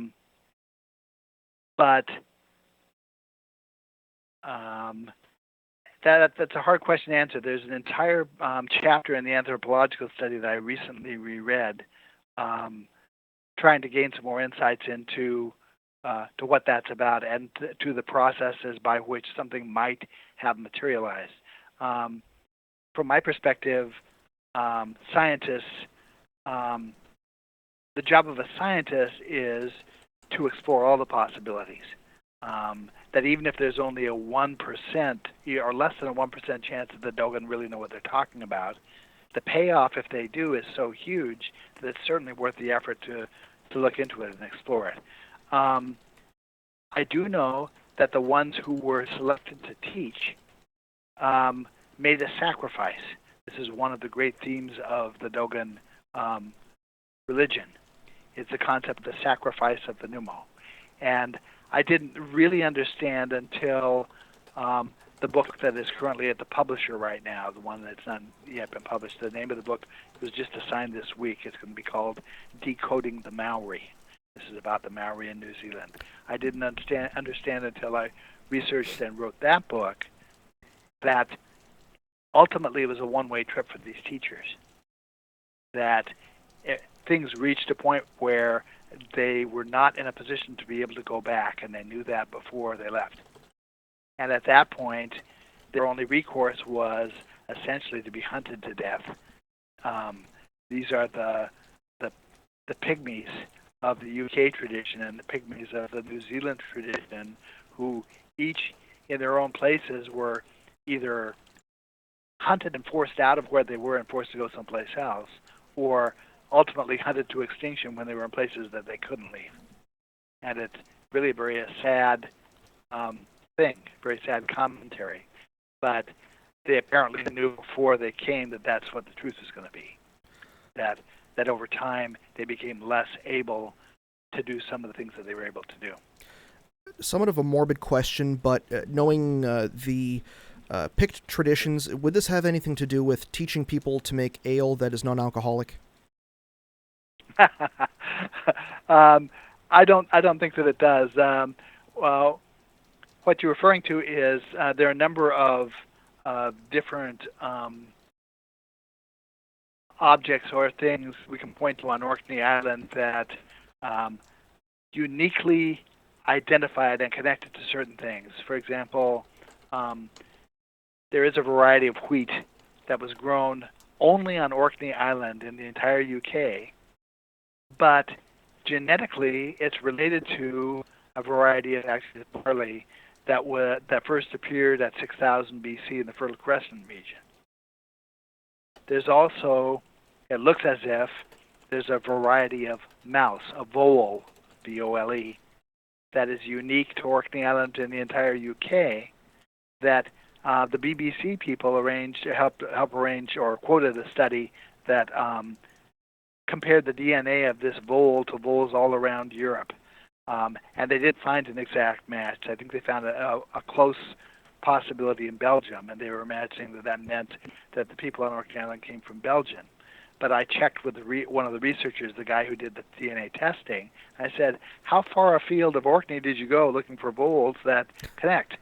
And he said, well, we limited ourselves to Europe. It turns out there's a variety of vole that originated in Turkey, in a region of the Fertile Crescent, and is found in locations historically down into like the Palestine area, and then also appears in one very tiny locale in northern Africa, in Libya, I think, and then also appears on Orkney Island. So again, we have a connection to that same Fertile Crescent region directly to Orkney Island. There are a couple of other factors that also point right back to that Fertile Crescent region, which is the region where Gobekli Tepe is. And the era consistently turns up at around 6000 BC. So it looks to me that like whatever was going on at Gobekli Tepe at 10,000 BC stayed fairly locally concentrated until around 6000 BC, and then at that point somehow made a jump to Orkney Island. It looks like it made the jump by sea, because if you trace it down the coastline and then over to the tip of northern Africa and then up the coastline to Orkney Island, you can almost trace it. Well, that's also the myth of the pharaonic origins of the Scots, that they were descended from an Egyptian princess, and she had right. That's in a much later era. The era that I'm talking about is thousands of years before that. And there's another perspective on the word Scot and how it connects to the Egyptians. What it looks like to me is that at 3200 BC, before dynastic Egypt appears, and they don't know what caused dynastic Egypt to suddenly appear, that education and agriculture and cosmology and concepts of kingships, of countries, basically, was being taught on Orkney Island. And then about 100 years later, suddenly you have agricultural kingships pop up at 4 locations on the planet all at the same moment with no history or background in any of the places. One was Egypt, called Taru. One was in Ireland, called Aru. One was in China, called Iru. And the one was in South America, called Peru. And each of those kingships was associated with a lion-like cat. Better yet, those terms have second sets of meanings, like all good cosmological terms. that from one perspective, that Taru, Aru, Iru, Peru refer to the four cardinal points. It's sunrise, sunset, lower, and upper, which is east, west, south, north, and south.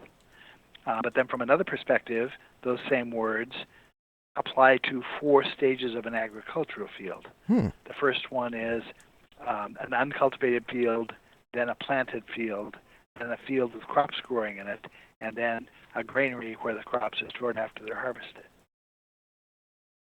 It's very similar to most modern websites nowadays. If you go to like a service website, it shows the different processes. Like, this is our design process. We start with the idea, and then it goes to, there's a picture representing an idea. It's usually a light bulb or some, an ungodly cliche like that. And it goes towards the finished product. The finished product. And most processes that are listed, at least within best practices, they usually keep it to just four, which is the concept stage, the planning stage, the execution, and the result. Right. Yep. And Dogon cosmology is organized that way too, on basically a four-stage metaphoric process. There are a number of four-stage metaphors that are presented to help us properly categorize symbols. The one you're probably familiar with is water, fire, wind, and earth. Mm-hmm. Water is matter in its wave-like state. Fire is an act of perception. Wind is vibration, and earth is mass. But yes, that's that same basic idea. The whole idea of how you construct a building is based on a similar four-stage metaphor. So if I had to guess, that's what I would say happened. I'd say we had education happening on Orkney Island from around 3200 BC until it was suddenly abandoned around 2600 BC. Now, at that same era, 2600 BC, in Egypt, you have a pharaoh come to power who names himself Sene-Pharaoh. Now, Sene means image or reflection of, and Pharaoh is pharaoh. There's a group of islands just to the northeast of Orkney Island called the Faroe Islands. Mm-hmm. And a very scenic place with some very striking mountain peaks and so forth. Now, the Sene-Pharaoh in Egypt starts building pyramids, but not your typical triangular, perfect geometric pyramids. He's creating shapes that are odd, like the bent pyramid that changes angles halfway up. He's involved in building 4 different pyramids. Turns out the very odd shapes of these 4 pyramids are real good matches for 4 of the dominant or most striking peaks that you see in the Faroe Islands. And it's as if he was deliberately making it, based on his name, he was deliberately making an effort to, out of nostalgia, I would guess, to replicate these peaks in Egypt. Now, do we have any indications, and that this is from Ibrahim, who hasn't been in the live chat for a while, so welcome again to the show. And he asks, do we have an indication of warred conflict on Orkney Island before the probable spread or migration into the Middle East and elsewhere, which might have caused the establishment of dynastic Egypt? Say that again. I missed a couple of the early words in the sentence. Do we know what? Do we have any indications of war and or conflict on Orkney Island before the probable spread or migration into the Middle East and elsewhere, which might have caused the... Okay. No, the Orkney Island, like Dogon culture, was singularly peaceful. They have no evidence of any fortification, of any armament. One of the factors that keeps a Dogon village a peaceful place is a structure that every village has. There's one just like it at Skara Brae, called a meeting house. And the rule in the village is, if there's a dispute of any kind between villagers, that all the interested parties are required to go to this meeting house and required to stay there until the issue is worked out to the satisfaction of everybody in the group. And so, consequently, largely because of that, I feel, the average Dogon village is an entirely peaceful place. And the same was true, or seems to have been true, at Skara Brae. Now, I'm trying to clarify with one of our listeners, but Craig Flowers in chat is claiming that the Indus Valley had a very similar house. I could be wrong on him writing that, but is that something that has been found, or is there evidence of that? I don't know of specific equivalents to the house plan in the Indus Valley. The house plan we're talking about is the original house plan of the Skara Brae houses. They were built in an odd way. This is one of the pivotal links to connecting them to the Dogon.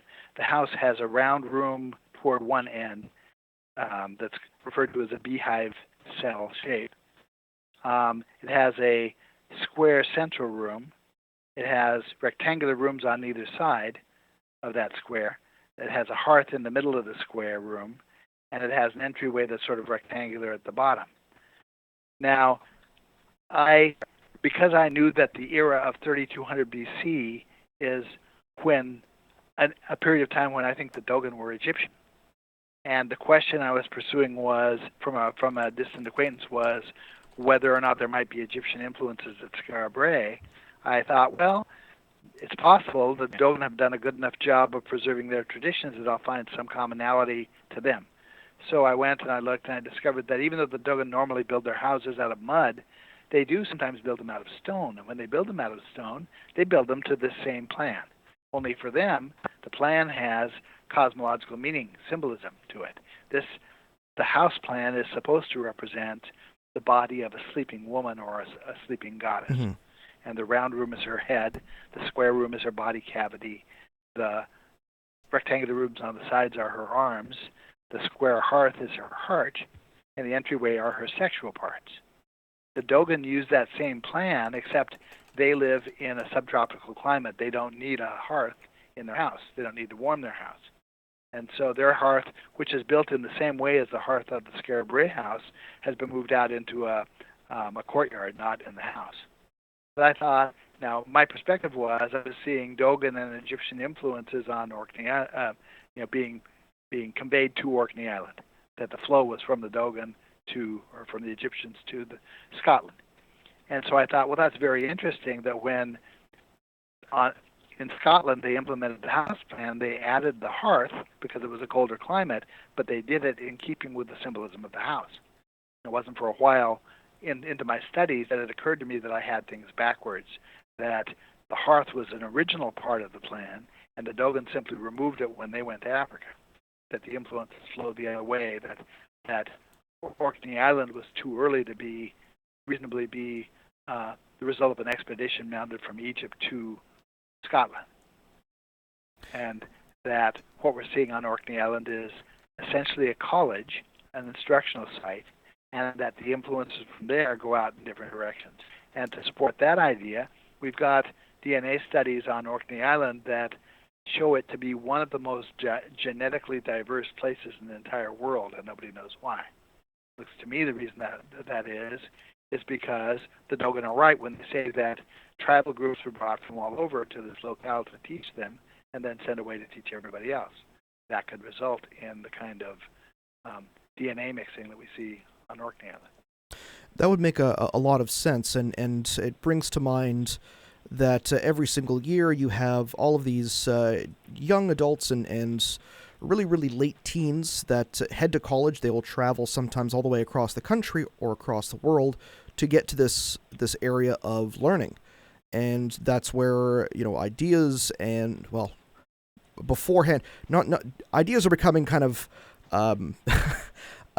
unshareable on college campuses nowadays. I'm with my wife giving birth in the next 6 months. I'm worried about what's going to happen in 18 years from now. But traditionally, it's supposed to be the place of higher learning where very liberal people can discuss indiscriminately ideas and gain exposure to different cultures.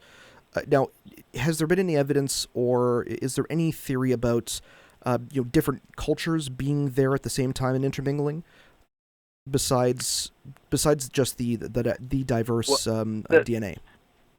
The DNA suggests that, but if that were true, then we would have a fairly easy and understandable explanation for why stoneworking techniques are the same all over the world, and all these archetypical symbols that Jung talks about are the same all over the world. It's not necessarily because the Easter Islanders got together with the people from Egypt. It may just be that they were taught by the same teachers according to the same plan. And that's really the way that I look at things, that the lion's share of the similarities we're seeing result from the fact that they were all taught by the same prior source, not necessarily because they had contact with each other. Now, cosmology deals a lot with very abstract ideas, and it can also deal with very non-abstract ideas such as mathematics and geometry. I'm, being a Freemason myself, the idea of using geometry to at least gain the higher knowledge of the universe and all of that stuff. It seems very. It's interesting to me, and I'm going to refer to work by a guest that we had on 2 weeks ago, and I may have Ascension email to introduce you to him, Brother John Michael Greer. In one of his books, he had laid out that the basic idea, and even though I'm a Freemason, I'd say this because it was from the book. So, the secret of Freemasonry was essentially, or at least one of the secrets was how to lay out a building using geometric manners, and at least I'm seeing that the similarities between the way that it was done in Egypt and possibly earlier is very, very, very similar, if not the exact same way that was done during the building period in Europe. So for all the great cathedrals that were put up all across Western Europe during the warming period, we're using the same principles.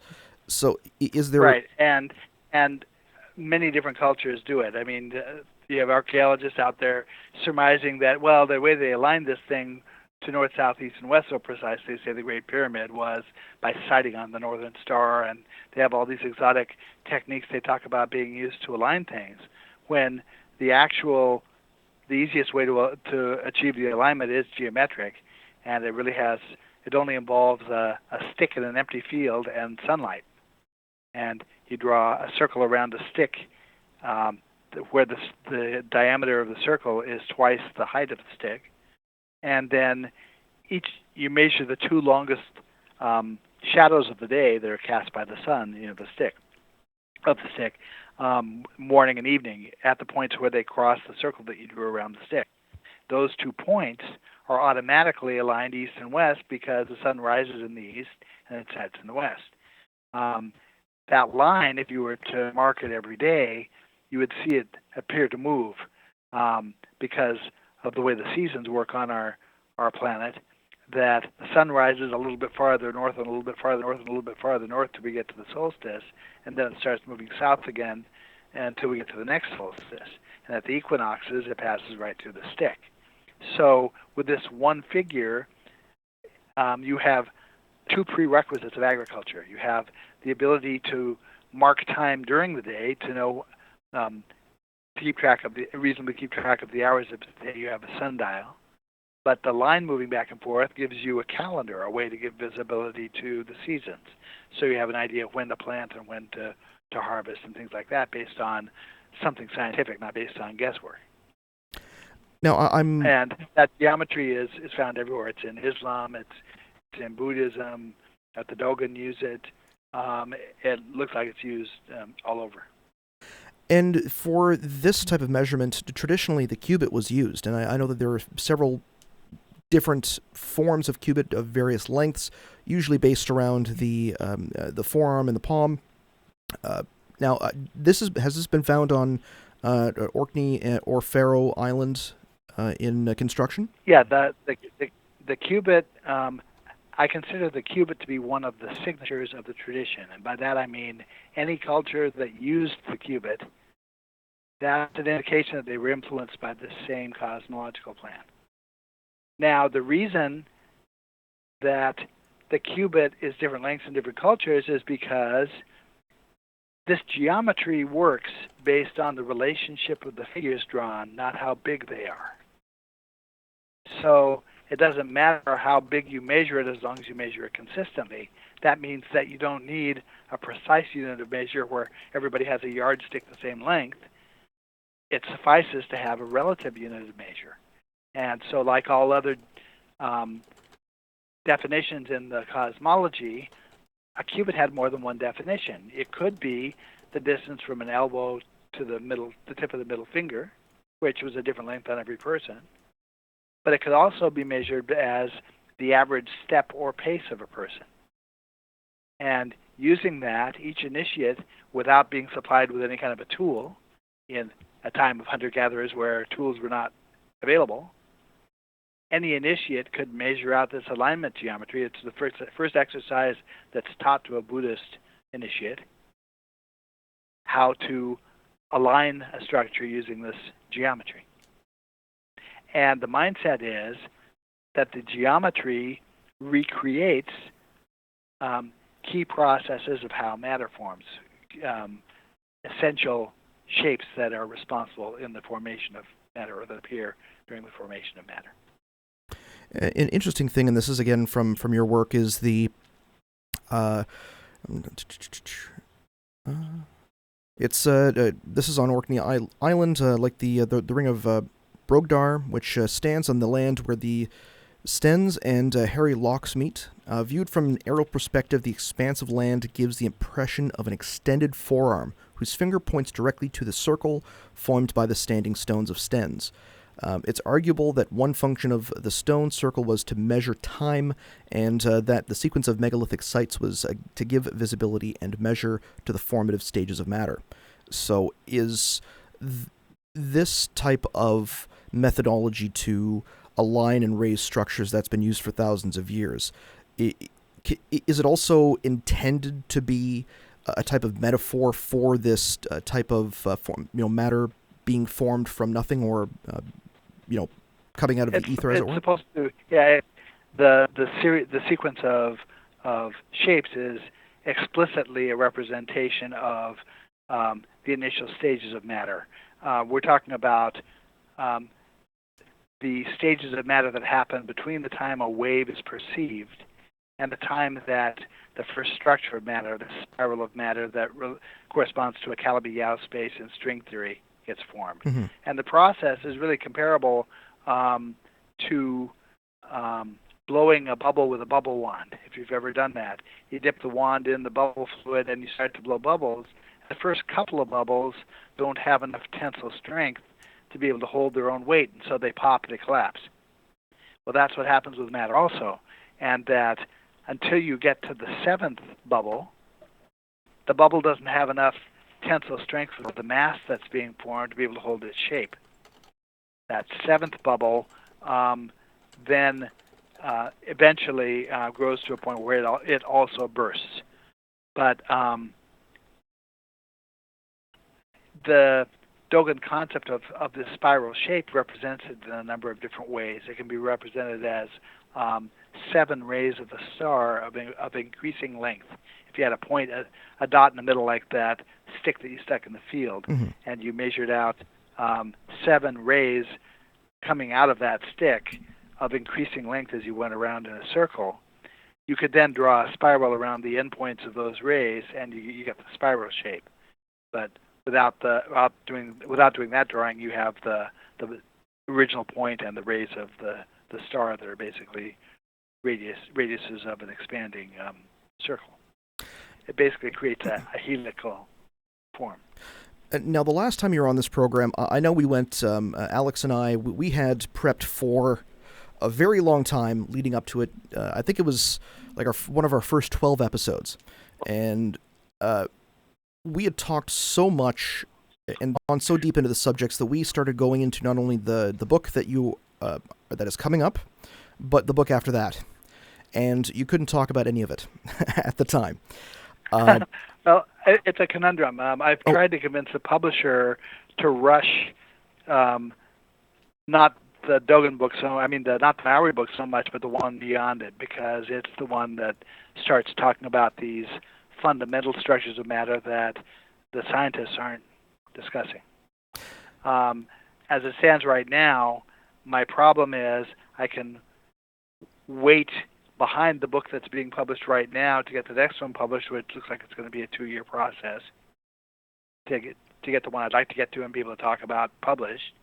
Or I can say screw it and self-publish it, which I don't really want to do. I have a good relationship with the publisher. I like working with the people.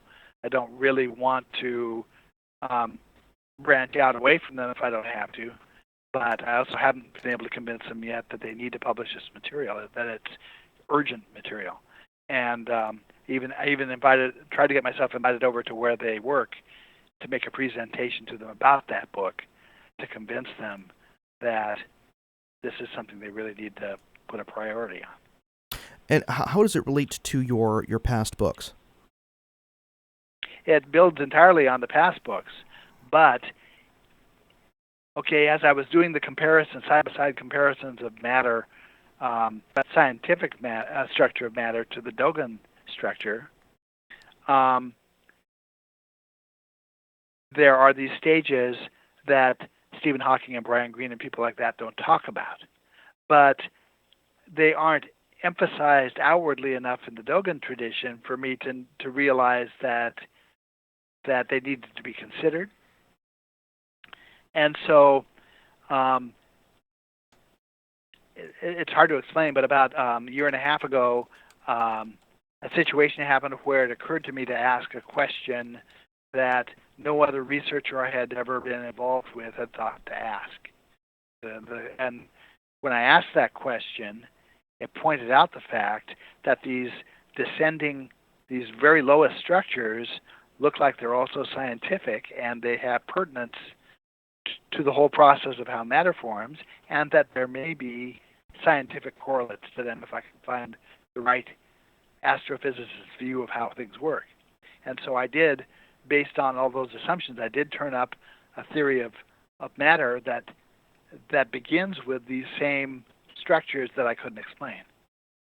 And that led into this entire book that gets down to the real fundamentals, the real heart of how these two universes interact with one another. It gets down to the real motivation for even having an esoteric system, the real motivation for why a teacher might cross over between from the non-material side to try to educate us, and verification from various religious traditions that actually happens.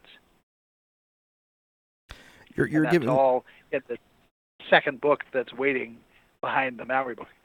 You're giving us a very strong teaser here, and for 2 years away, there's always a possibility that we may just hire some crack writers and have them write something that's completely off the rails, and cut out a few characters that are very popular, and cram everything down into 7 episodes.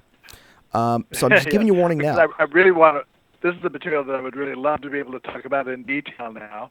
The problem is that it's unfair to talk about it and not have have source material that listeners can go to and buy and learn about it and consider and think about. It's also unfair to talk about it now and undercut the sales process for the publishing company who wants it to be new material when the new book comes out. And so it's sort of a conundrum. I've talked with my current editor about it, and she doesn't really have an answer yet.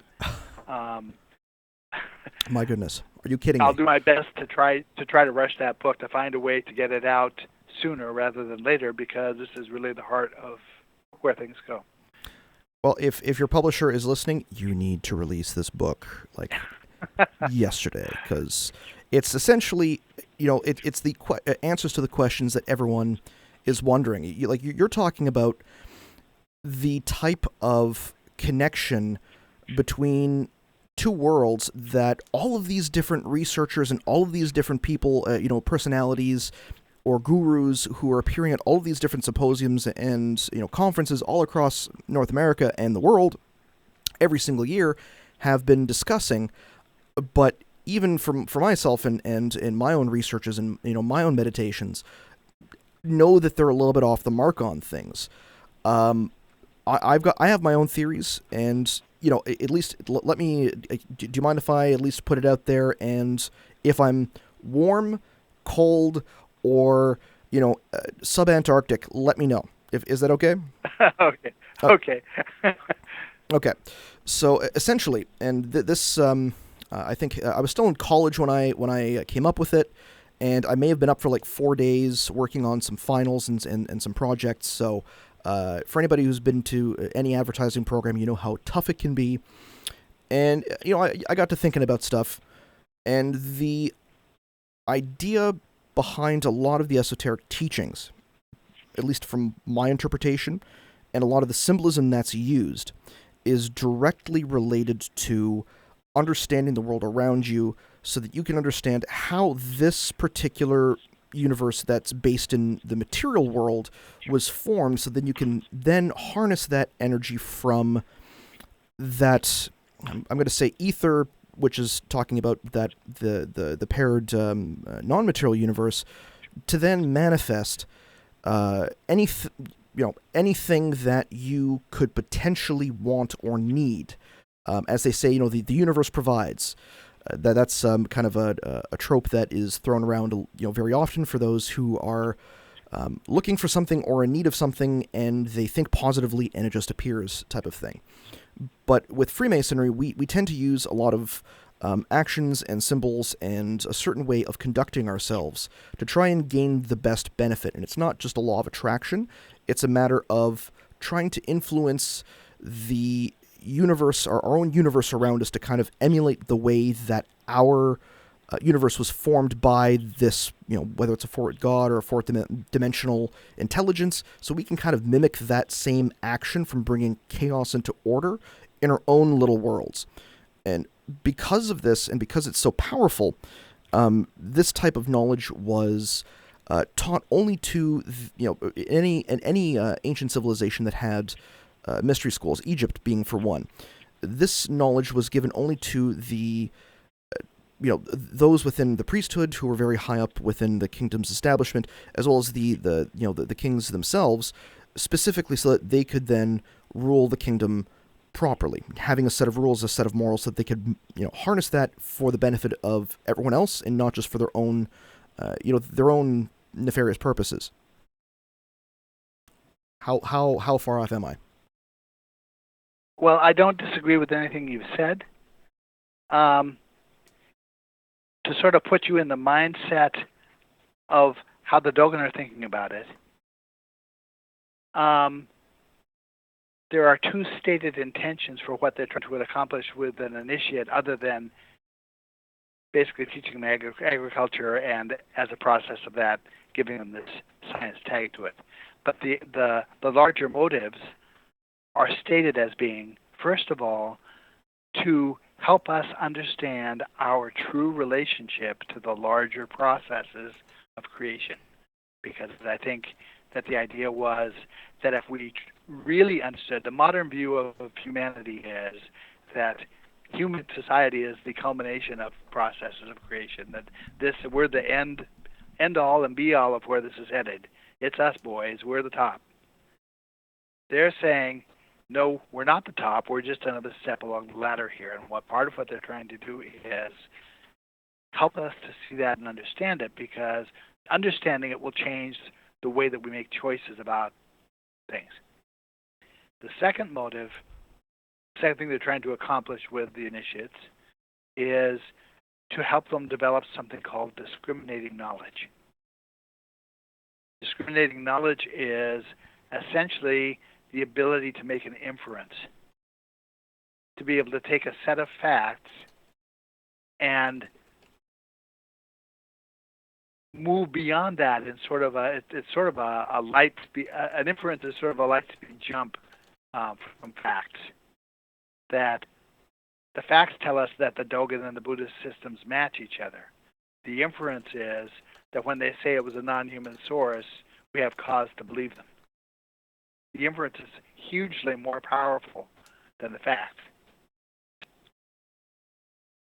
Discriminating knowledge is where they're trying to get us at, which is why later traditions that are centered on concepts of letting go of ego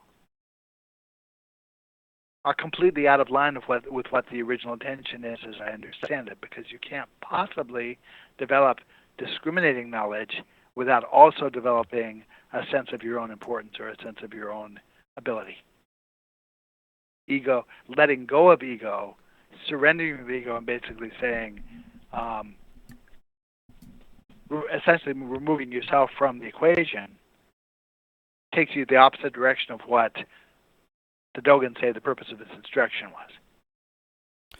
Which would be very similar to Masonic teachings, which is to find a due balance between, several different factors, like not to be completely intemperate, but also not to be, and not to be the way I can be on this show after several drams of scotch on a good night.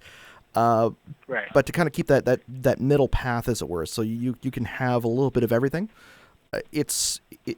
I could be off on that, but it's very interesting. It's a very interesting concept. Now it looks as if the esoteric tradition was there to keep things secret, to keep important information secret. But I've come to understand that one of the key purposes of the way it was structured was to selectively filter sincere people from insincere ones. It's a sieve. Mm-hmm. It's separating the insincere from the sincere. And the underlying motive for doing that is a compelling, an urgent requirement for a sincere, how can I say, I want to say, not so much partner as a companion. I would say it's a urgent requirement for a sincere partner that can be counted on to do a set of difficult things. And that so urgent that it can only be trusted to somebody who is truly sincere. The same kind of urgency as leaving your child with a babysitter. That a discriminating parent understands that you can't just leave your child with any old person. You need to find a person that you have confidence in, is capable and has some judgment, and is not impulsive, and that has some skills dealing with children. That's a very specific set of qualities to try to find in a babysitter. Well, the esoteric tradition is doing essentially the same thing. It is trying to selectively filter out a certain quality of sincere person. And that when you get down to the reasons for why that's necessary, you get down to the underlying motives that are going on in the whole system. And it ends up being a lot more of a humanly understandable motive than any religion I've ever heard tries to frame it. Yes. Holy shit! Sorry. You just gave me kind of an epiphany moment, and let's say is that I have a fairly good understanding of why that could be, and again, not giving away too much, as not knowing how deep you want to go into it, and that would probably spoil the whole thing. I actually understand where that's coming from. And I'll say this much, like Freemasonry, it's a fraternity, and the whole idea of brotherhood and trust within your brother, and the fact that we say, like, you give your hand, giving your hand to a Mason is, like, if you are a Mason, is like giving, you're giving a hand as a brother faithfully. And we only, like, we can't tell people to, like, advertise and say, hey, join Masonry. We can only, at most, say if we can find the certain, qualities of what a Freemason is, we can only suggest that they, like, you would make a good Freemason. That's the furthest we can go as far as actual advertisement. And in one of our lectures, I think it's actually during the installation ceremony, the last lecture of the night is given by usually, a very experienced brother, and it's about 15 minutes long, all done by memory, and it essentially lists the qualities of a true Freemason and what you would know to be able to find one. The interesting part is that Freemasonry, anybody who's a Freemason, the theme is that we are first made Masons. Like we're initiated in a lodge room. We are, we take an oath on a holy book, whether it's the Bible, etc., etc. But we always say we're first made Masons in our heart, which means it's something inherent within us as individuals to seek out that information and to seek out that light, that knowledge. And from the way that you described, kind of opened up a hell of a lot of doors in terms of my understanding of what the system is from your perspective. And I'm going to say, if your publishers don't publish this book, then they either don't get it or they don't like money. Well, as I said, I'd probably make one more stab at trying to get them to agree to let me come over and make a presentation to them about the material in the book. The way of getting to the material is complex enough that I felt like I had to create sort of a PowerPoint-style presentation for myself to be able to keep it straight. And what I would probably use that to introduce them to what this material is. I've also said to Graham Hancock, I made an overture to him saying that many of the things that he's arguing I agree with completely and actually have information that has direct bearing on what he's saying. I could probably explain it to him in the course of an afternoon, if we had an afternoon together. But it requires him to take at least a step outside of his comfort zone in order to get it. I know there's a Islamic tradition called the Bridge of Sirah. The idea, years ago, John Anthony West actually sent me an email. He said, there's a name for what you're doing. It comes out of Islam. It's called the Bridge of Sirah. And Schwaller de Lubitz wrote a chapter about it in one of his books, Sacred Science. The idea is that the truth will be found ultimately to lie on a razor's edge between two chasms, one that represents science and one that represents superstition. And the upshot of it is that it doesn't matter what perspective you're coming at this material from, chances are you're going to have to take a step outside of your comfort zone to be able to get at what's really true. Now, I've got people in the chat room who are asking for the publisher's contact information so that they can write and demand the book. Okay. Well, I'm working for Inner Traditions. There's a website, innertraditions.com, and there's probably a contact tab there. Or you could write to publicity@innertraditions.com, and that would get to the woman who does the publicizing of the books. Ibrahim is just chiming in, and he asked me to let you know that the name of it is Sirat. Sirat, am I pronouncing that correctly? Siraat. It depends on the tradition you're working from. One of the things the Dogon have done for us is they've done a good job of preserving what I call the root phonemes. This is originally an oral tradition, and the meanings of words depends on the phonetic values of the words. When I wrote the Maori book, by the time I wrote it, I knew enough about how the phonetics work that I could predict from the way the Maori pronounced their word what the concept was going to be. So I have a Dogon perspective on what the phonetic originally was. I have an Egyptian perspective on how it might have morphed a little bit. Each culture has its own take on it. And so there's some wiggle room in pronunciations. In Hebrew, there's a set of letters that can be pronounced two different ways depending on the circumstance.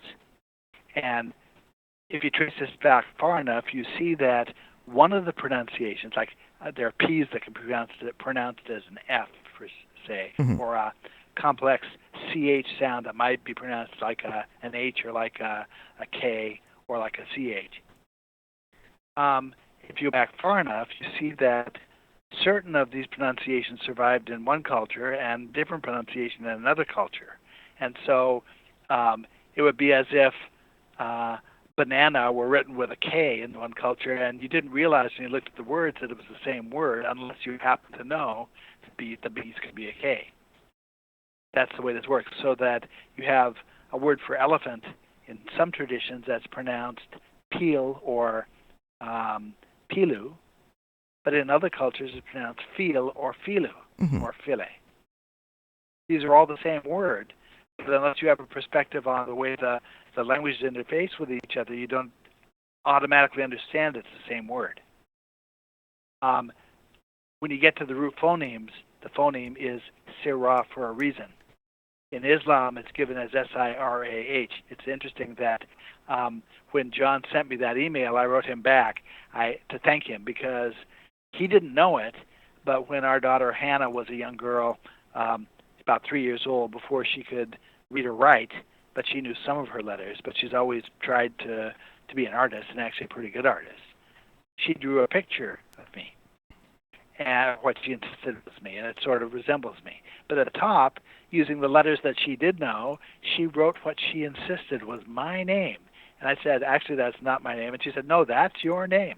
And what she had written was S-I-R-A-H. And I took a photocopy of it and sent it to John as part of the thank you, saying, you just solved a mystery for me here. Part of the history of all this stuff is the progression of books tend to play out in relation to things that connect to me. I didn't know it until after I wrote the first book. I had a very unusual meeting with a spiritual guy, advisor of a person who was acquainted through John West. That the meeting was designed to illustrate to me that the things I was writing about connect back to me, but arranged through questions and answers so that it was my answer that gave the illustration of how it connects to me. Weird stuff. I'll give you an example. I was asked, describe your marriage. And I said, well, I've always considered Risa's and my marriage to be a large overlap of two circles. And I held up my two thumb and forefingers in circles overlapping each other. And the person who was interviewing me said, do you know that that's a symbol? That's called the Vesica Pisces. It's a symbol that's important to what you're studying. And that's, I have to say, from a relationship standpoint, like my wife and I have been married, we've been together for 4 years, coming on to our 1-year anniversary in the middle of July, or actually the end of July. And it's like I see individuals that I've conversed with and I have a great respect for from an academic level, and having interactions with their family, such as Risa with you, and with Shock and his wife, and seeing the individuals being in such lockstep for such an extended period of time, and being able to have this I'm going to say warm,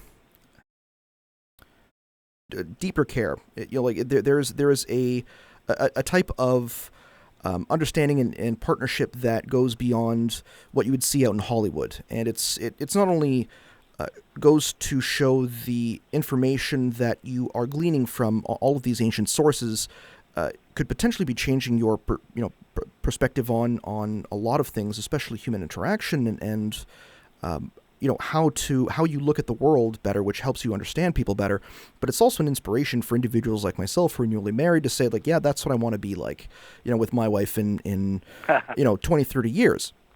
And so again, thank you for that, and thank you for Risa for helping out and promote the show. That was absolutely fantastic. Yeah, now I know that this progression of terms gets closer and closer to me as the books go on, until we hit the Skara Brae book. And Skara Brae, when it was uncovered by a series of storms that hit Orkney Island back in 1850, was sitting on the land of a gentleman known as the Laird of Scale. Okay, now, well, bingo, okay? He hit me exactly. Well, there are symbolic reasons why Sirah is the name. Those phonemes have meanings connected to them that are essential to understanding a piece of this, that sort of lock them into place in the way that they are. And so that's the value of a lot of the Dogon stuff, is that it triangulates in on something so that it can't really not be what the Dogon is saying that it is, even though it appears in slightly different form in other traditions. That my instinct is always to trust the Dogon representation of it first, because they're most consistently right about this stuff. Their stuff checks out when you triangulate. It comes back to the Dogon stuff. Now, but I appreciate the second pronunciation. For my working purposes, I have to deal with it as Syrah. I had a physicist I was working with, and I was talking with him about some fundamental concepts of physics. And he wrote me back and he said, no credible physicist believes such and such and such and such, the things that I was telling him. And I wrote him back and I said, I understand that. You realize that the position I'm in is I need to faithfully follow where this set of symbolic information leads. Mm-hmm. And whether that, understanding that might lead me to a place that I can't prove is right, and even understanding that it might lead me to a place that flatly isn't right, I still have to pursue it faithfully based on what they're telling me. And so I respect the answer back that he doesn't believe certain things, but I still have to handle it as if it's the truth.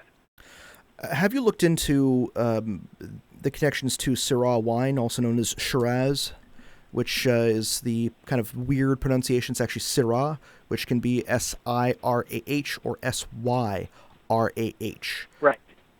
Right. I haven't looked into the connections, but there's a chance there is. Depends on how far back the name goes. Before written language, similarity of words implies a relationship. Even there's a book called Priests of Ancient Egypt by Laird Scranton, who says that in all eras of Egyptian culture, it was understood by the priests, the Egyptian priests, that any outward resemblance between two words implied a relationship between them. So, yeah, if the name for Syrah wine goes back far enough, that's enough to tell me there's likely a relationship to the stuff I'm studying. This is one of the reasons why I love this field, because you have, it's not just like with ufology, which is still a very noble field, but we're talking 70 years worth of research, with some cases depending on the petroglyph you want to, some people want to try and interpret, but we have consistencies over 12,000 years of history, if not longer, if you want to go to some of the more ancient petroglyphs. There's actually pertinence of some of this stuff to the ufology stuff, and that's facilitated the connection between me and, do you know who Whitley Strieber is?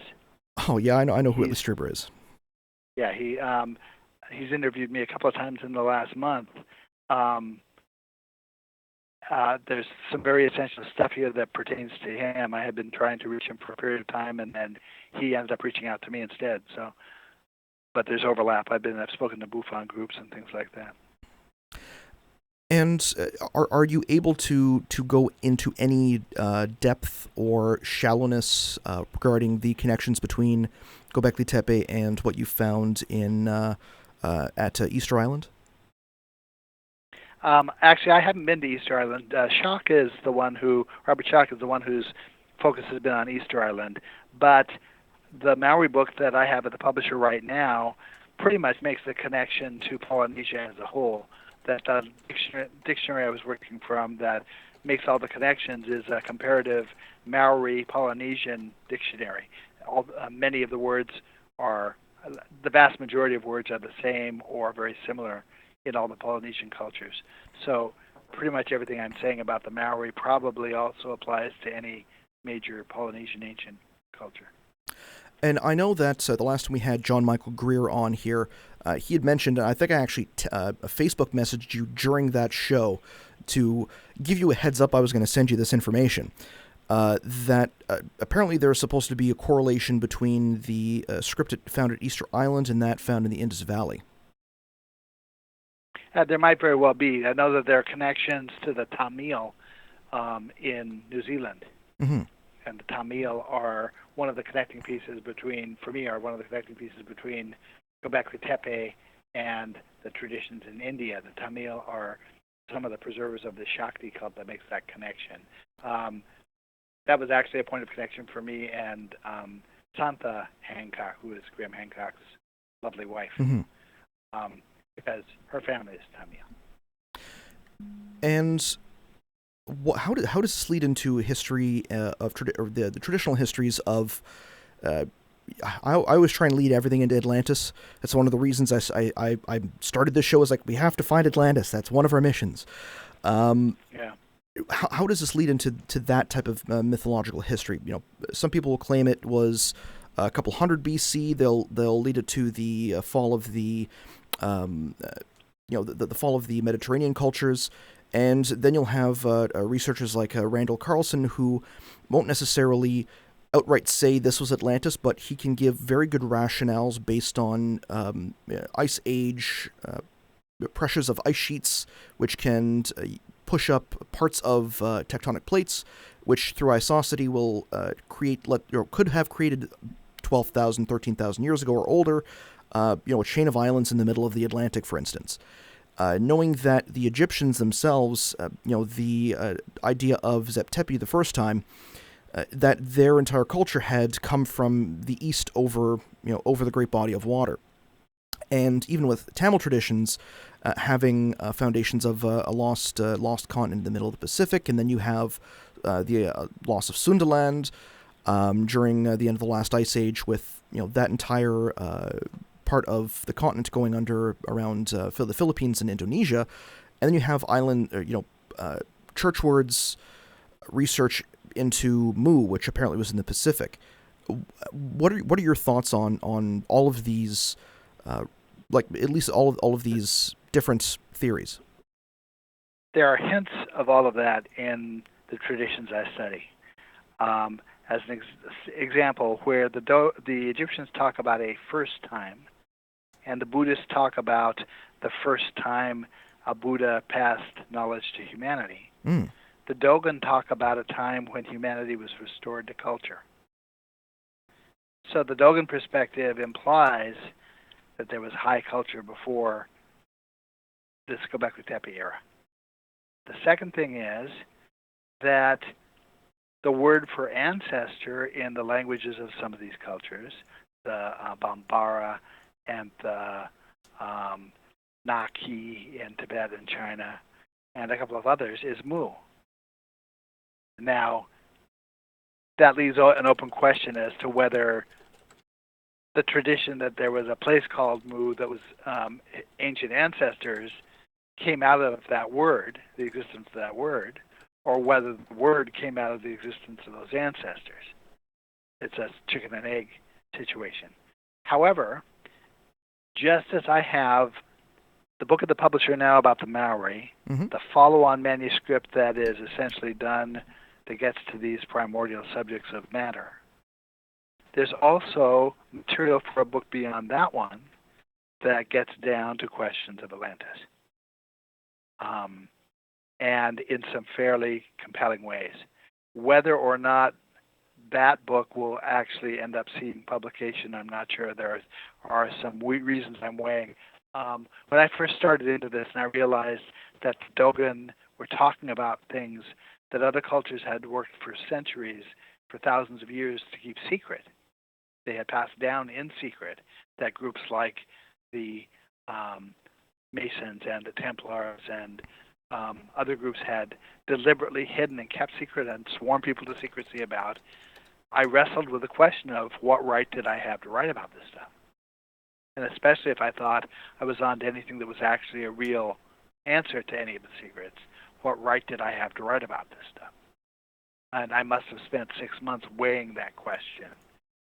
I finally came to the conclusion, from a couple of perspectives, that it was all right to do it.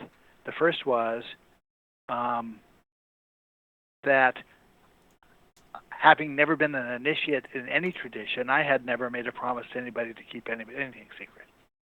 That I don't have a sworn obligation to keep anything secret. I didn't learn it from the Masons. I didn't learn it from the Egyptians. I didn't learn it from a Dogon priest. So, having not made the vow to keep it secret, I wasn't necessarily under an obligation to keep it secret. Well, I will talk to the... Sorry, I'll talk to the Grand Council of 13 Girl Guide Scout leaders, and I'll make sure it's clear. At least from a 32nd degree Freemason standpoint and member of the Illuminati, that's confirmed, people. I go ahead and write it as to your heart's content. You're making the world a better place. Well, the next thing is that you can see, based on the Gobekli Tepe information and its connection to science, that the target audience was a culture like ours. And I could see that the science that was represented probably only goes about 50 years beyond where we're at right now, at least publicly, in our scientific world. What that means is, if all these thousands of years of keeping it secret are going to, if the motive behind that was to help us shortcut our own science down the line, that the only way that's going to have any benefit at all is if somebody talks about it now. At least with hope. So those are the two perspectives on that. This new material that connects to Atlantis, there are other ethical questions involved that that I have to weigh. It's hard to explain. In other words, it's with the scientific stuff, I'm not giving away anybody in specifics secret. Lots of traditions have this information they've kept secret, and revealing it doesn't do harm to any group you can point to. The next set of stuff, the Atlantis stuff, potentially does do harm to groups that I can point to and that I care about. Harm in what way? First of all, it will shine a bright light on areas of the world that have tried very hard not to have a bright light shown on them. Not a very nice thing to do when someone has gone to a great deal of effort to not be in a spotlight to shine one on them. And so, given that consideration, I may write the book and not publish that last book, unless I can come up with a way to look at it, a perspective of looking at it that suggests otherwise. When I came back from that meeting in New York City where it was pointed out to me that all these symbols connect to me somehow, I arrived back in Albany to an email from a distant acquaintance in Australia who claimed to be psychic. And she said that she just wanted to let me know that all of her psychic friends were in a dither. They were upset because they knew about the meeting in New York City, which I hadn't told anybody about. And the reason they were upset was because I had been given permission to study things that they wanted to study. Now, that kind of an experience, if you look at it in the right way, can be taken as permission to go ahead and do a thing you had doubts about whether you should do. So there's the potential that something like that will happen, and I'll feel that the universe has given me permission to go ahead and talk about that last piece. But right now I'm still weighing it. I think this is the deepest or most profound we've gone into an episode with a guest with regards to unreleased material and the ethical reasons whether to release it or record it or to publish it, for instance. And again, you're a software engineer and a very well regarded internationally published author, and the fact that you're wrestling with the moral dilemma of whether to put work of yours out there, which could potentially bring you revenue and bring your publisher revenue and, again, help your family, it's weighing that whether it's worth it for the greater good or whether it can actually do harm. And any author these days will tell you that the financial side of it is not a big enough piece to influence anybody's decision about anything. An author sees almost nothing of financial reward from writing a book. They write a book for reasons other than the money. Unless you're a J.K. Rowling, you're not in it for the money.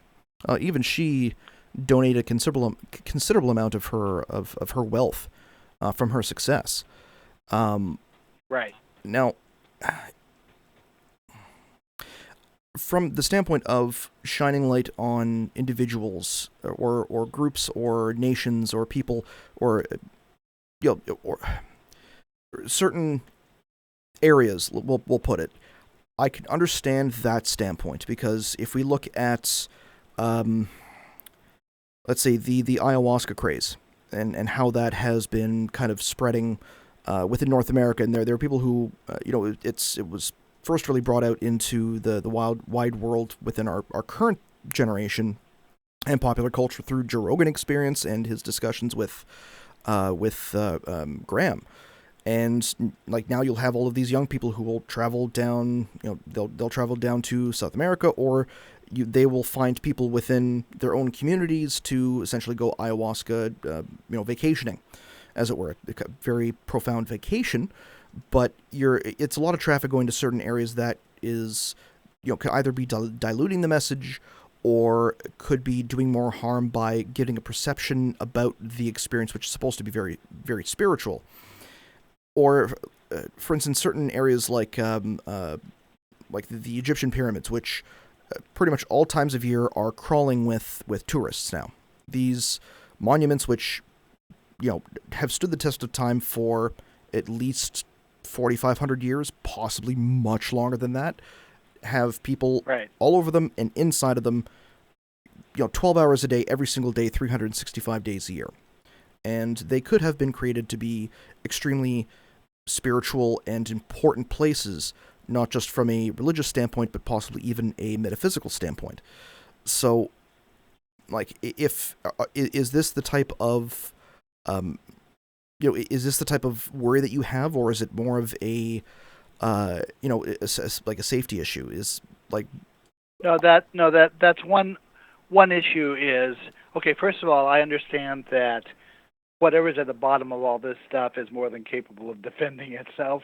If there's a real thing there, if we're perceiving something that's real, it's more than capable of defending itself. It doesn't need me to protect it. But there is a concern about overrunning sites that are pristine. There is a concern about destroying the life of communities that have gone to extraordinary lengths to sustain a really nice society unto themselves. Why send people to these places that they're not asking to be overrun with people? Not that my book would cause that to happen, but still, there are concerns about what's the nice thing to do for somebody. If you know somebody who is deliberately trying not to be found, you don't go on the internet and say, oh, by the way, here they are.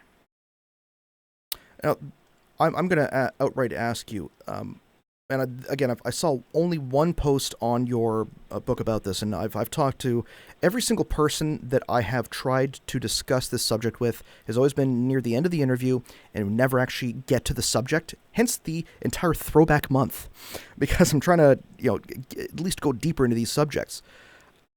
Regarding giants, what is your opinion on it?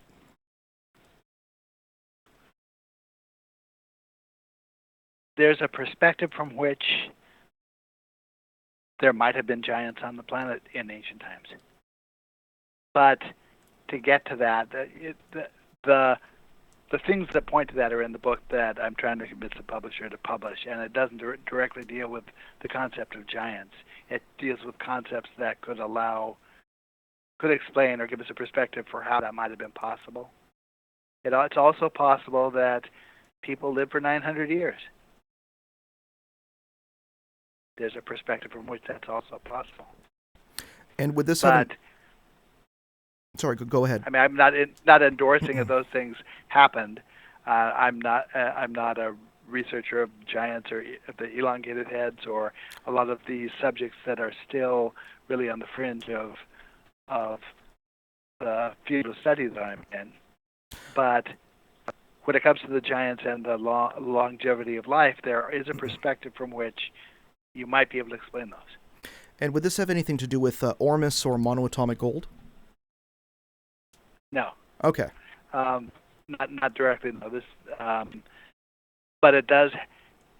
If you're paying attention to scientific discoveries that are playing out recently, there are some odd questions that keep popping up. There was an article I posted on Facebook the other day where one of the solutions to the scientific conundrum they have right now is that they're seeing the effect of our universe pressing up against another universe.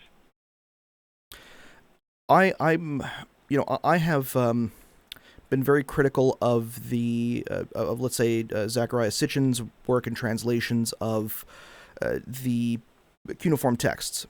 In earlier episodes, I've become a lot more open-minded to the possibility and not outright dismissed it. But early on in the show, I may have said some choice things about the Ancient Aliens television show in terms of presentation of its work as a fact.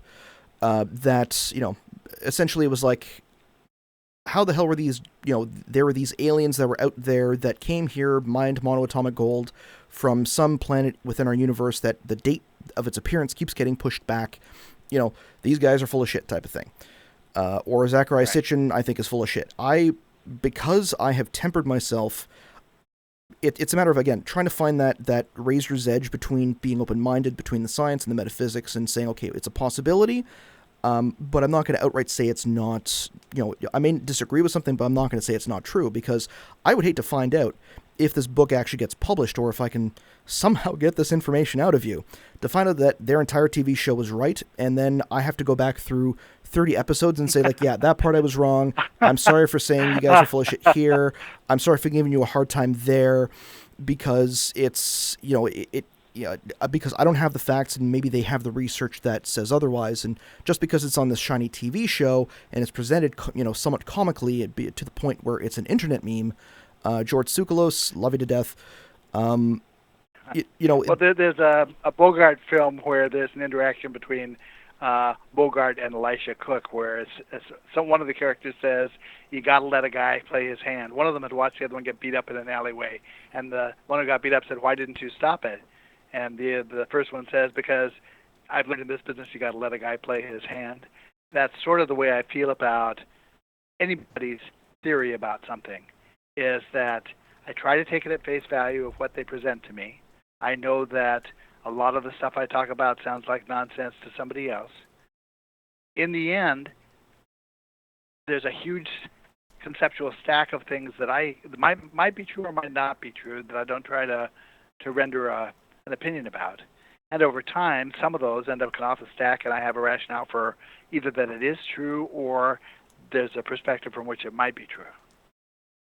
So a lot of times, some of the last couple of books I've written, it's like a whole book's worth of material comes out of that stack at the same moment because of one piece falling into place. The Scarab Ray book was written in mostly 6 weeks. Majority was written in 6 weeks. The Point of Origin book was written in about 3 months. The books before that took a year and a half each. But that also has bearing on the material and my feeling of whether it's appropriate to be revealing stuff. The Point of Origin book, the way that fell out was I thought I was researching a half a dozen different questions for people I knew that related to language, Egyptian language.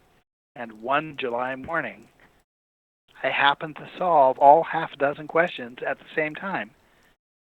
And the words that solved the problem were all in the same column of the same page of the Egyptian hieroglyphic dictionary. And the seventh word on that page is what was the key I needed to write Point of Origin. And when that kind of thing happens to you, you kind of take it as permission to write. And the fact that it takes you so long, and again, not to diminish the length of time, if you could write such profound work within 3 months to a year and a half, and George R.R. Martin takes 10 years to write Winds of Winter, and it kind of goes to show. I'm just better at making stuff up. Well, no, it's either that or you're sourcing the information, or at least it's coming to you, or the connections are coming to you from. You have otherworldly connections that you've said you have experienced, and everything leads back to you. Is it possible that you are like, have you looked into the possibility that you're an information nexus, or you're meant to write put this knowledge out there? That's one of the questions that I don't have a perspective on. That's on the stack of some things might be true, other things might be true, and I'm not in a position to judge it. But you also learn in this business to take things on more than one level at the same time. And so the best I can say about any of that stuff is, here's a demonstration that there's stuff going on that we can't explain, because in a rational world, that kind of thing doesn't happen, and I know it. When I was researching the China book, I was researching a period of time where I was researching the 8 mythical emperors of China. And there are myths that explain who they were and what they did and where they went and where they were born and what their name was and so forth.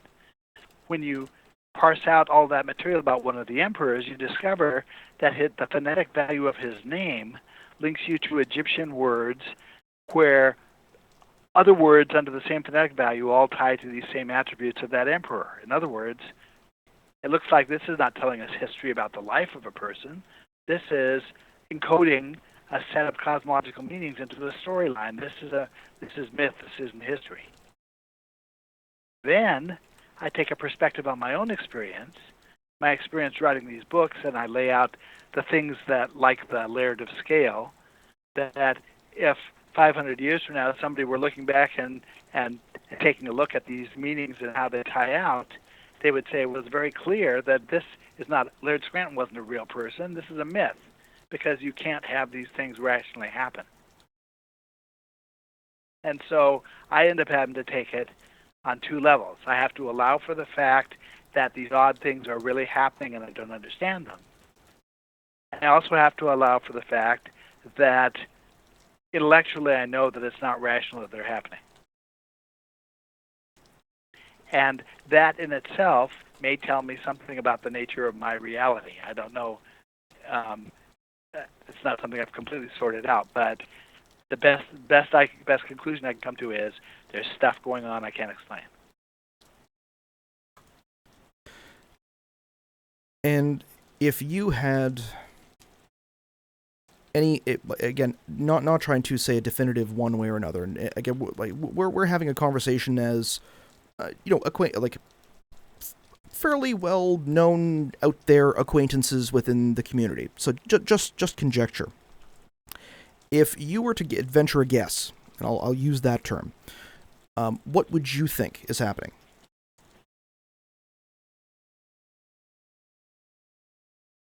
Well, because of the path I'm on with the books, I have to take what seems to be real as real. It's basically the same conundrum as physicists telling me that he doesn't believe that certain pieces of this could work the way that I say they're working, or the way the Dogon say that they work. That my job, the track I'm on, is to pursue wherever that leads. And ultimately, doing that doesn't depend on whether it's really true or not. I still have to pursue it. It's like if you'd gotten on the train, you had the ticket that's going to take you to Chicago. It doesn't matter if you decide halfway through that you're questioning your motives for going to Chicago. You're going there. So it's a moot question. It's a question I can't answer. Virtually every author I've talked to who writes about this stuff, other researchers who don't really write but explore it in other ways, has a zillion stories that they can't explain of things that have happened to them. I've had really odd things happen. I've been at conferences. I was at a conference sitting, listening to a presentation behind a couple. And at one point, the woman in the couple turned around and asked me, she said, would I mind taking a look at a symbol for her during the break? And I said I would. And so during the break, we went out, and she brought me actually 2 photographs of the same symbol. One had appeared on the window of her house next to her fireplace, and the other, the same symbol, had turned up on the windshield of her car. And she and her husband were only concerned that this was an evil sign, an evil omen. Could I reassure them that it wasn't? Well, I could see that the symbol was a Dogon symbol. I'd seen pictures of it in the Dogon anthropological study, but I didn't have a fix on what it represented.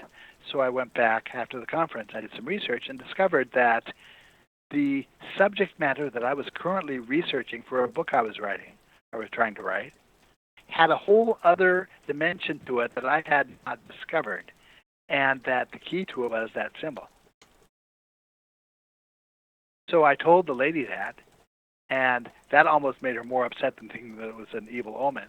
And I had to reassure her. I said, look, all that's happened here, and this happens to me at conferences a lot, is the same thing as if you had to get a message to a friend who you know was going to a party, and you sent it with another friend who was also going. That's the dynamic that's going on. It's not nefarious. It's practical. I've had situations where people will approach me at the conference with really weird stories of things that have been happening to them lately. And when I get to the bottom of the symbolism of what they're talking about, it's the answer to an issue another person at the conference was having. Where I ended up being the conduit for the information. And that's the kind of stuff that you either allow could be true or you don't. And if you don't allow that it could be true, you don't get it. It doesn't happen for you. And those who do allow the possibility that it might be true, it seems to happen to more and more and more. You attract it to yourself by recognizing it, by allowing it. Now, this windshield symbol, how many books ahead will that be linked to? Just for reference. Let's see. I'm trying to think of where that one goes. I think that ended up being a portion of the Point of Origin book that is already published. And it's a book that that's one of the ones that I'd read to prep for our first one. And just to give you at least a point of agreement, there was a point in time early on in my Masonic career when I was a much earlier degree, and I, let's say, kind of looked into some certain points and certain knowledge that was a little bit advanced, fairly far advanced from what I should have been looking into for my degree. And, that was later on that exact night. It's knowing that there are three main degrees and three traditional penalties within those degrees. There were. I was traveling to my place of business at the time, which it was an after-hours nightclub. I had to travel through a very. I'm going to say, it's not a bad part of town. Or at least it depends on the night and depends on the people. But I escaped 3 dangers that night. Each one increasingly. I'm going to say more. Let's see. There was walking through the mall. There was a crazy man who was speaking all kinds of gibberish.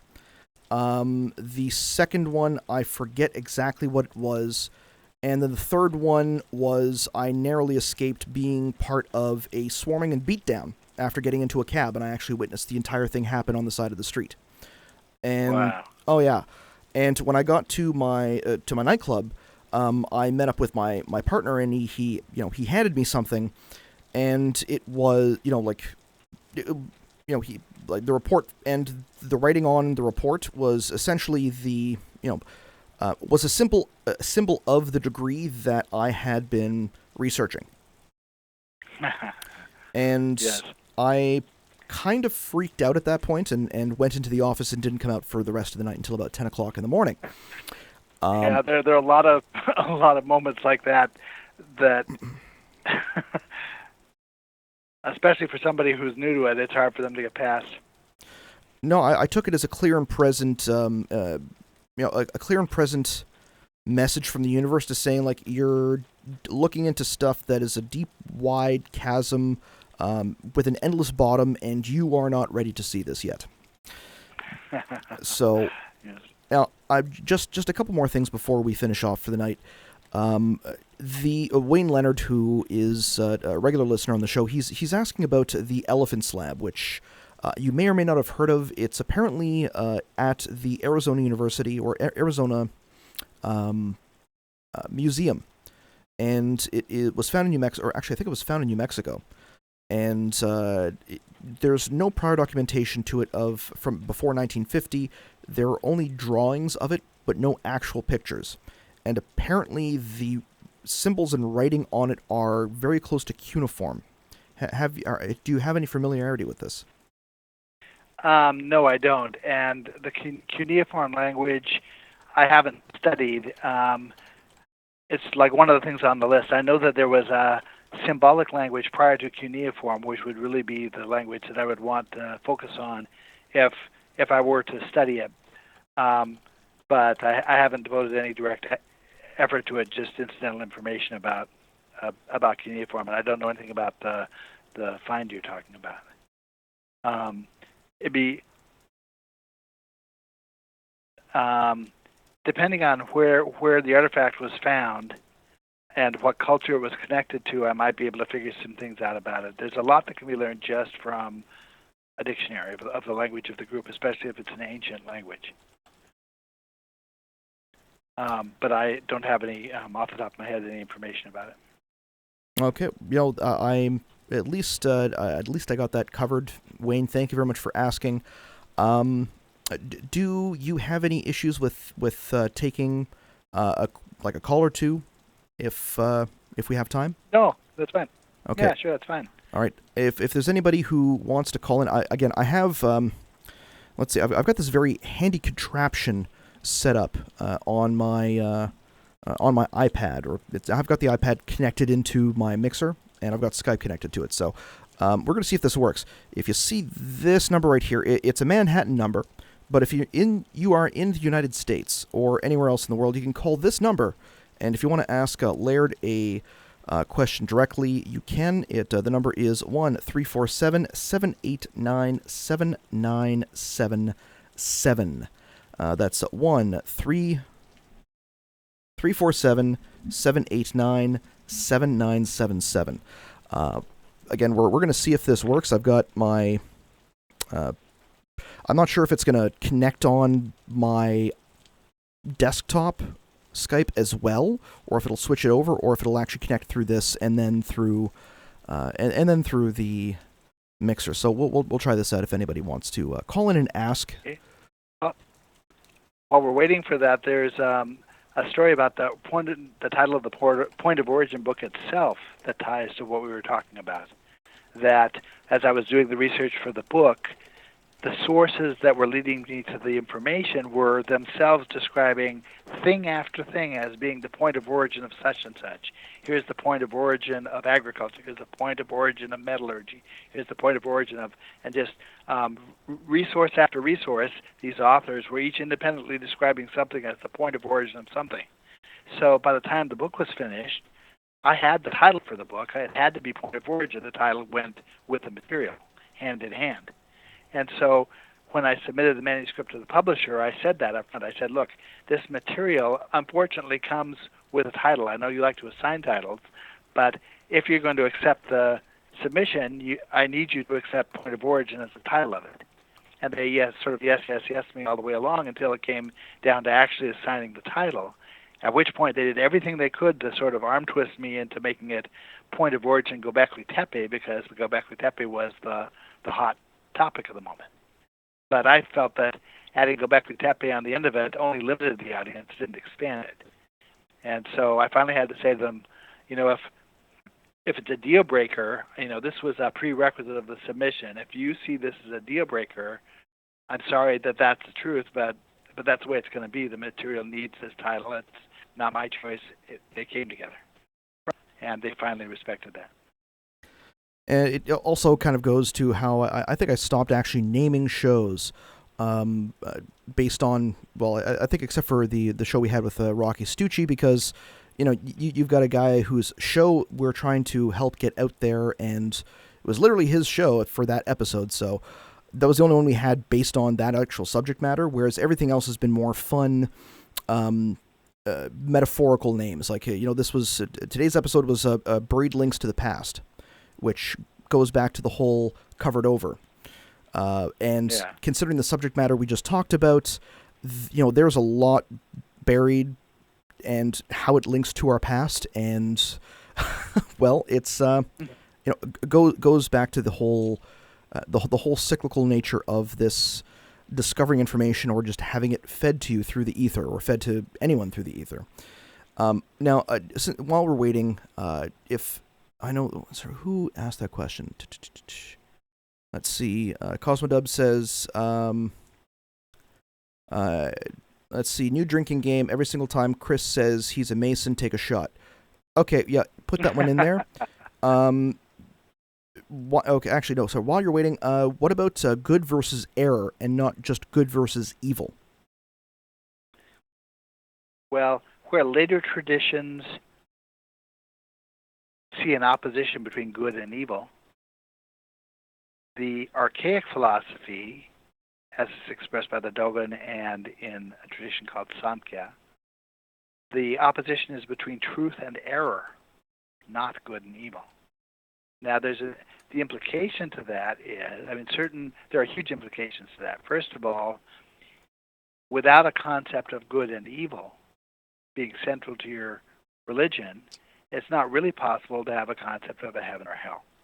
It's not really possible to have a concept of sin. Truth and error is a very non-judgmental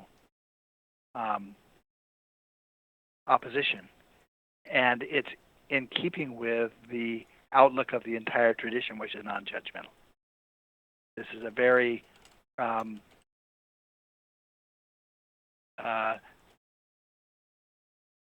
help and don't hurt sort of mindset.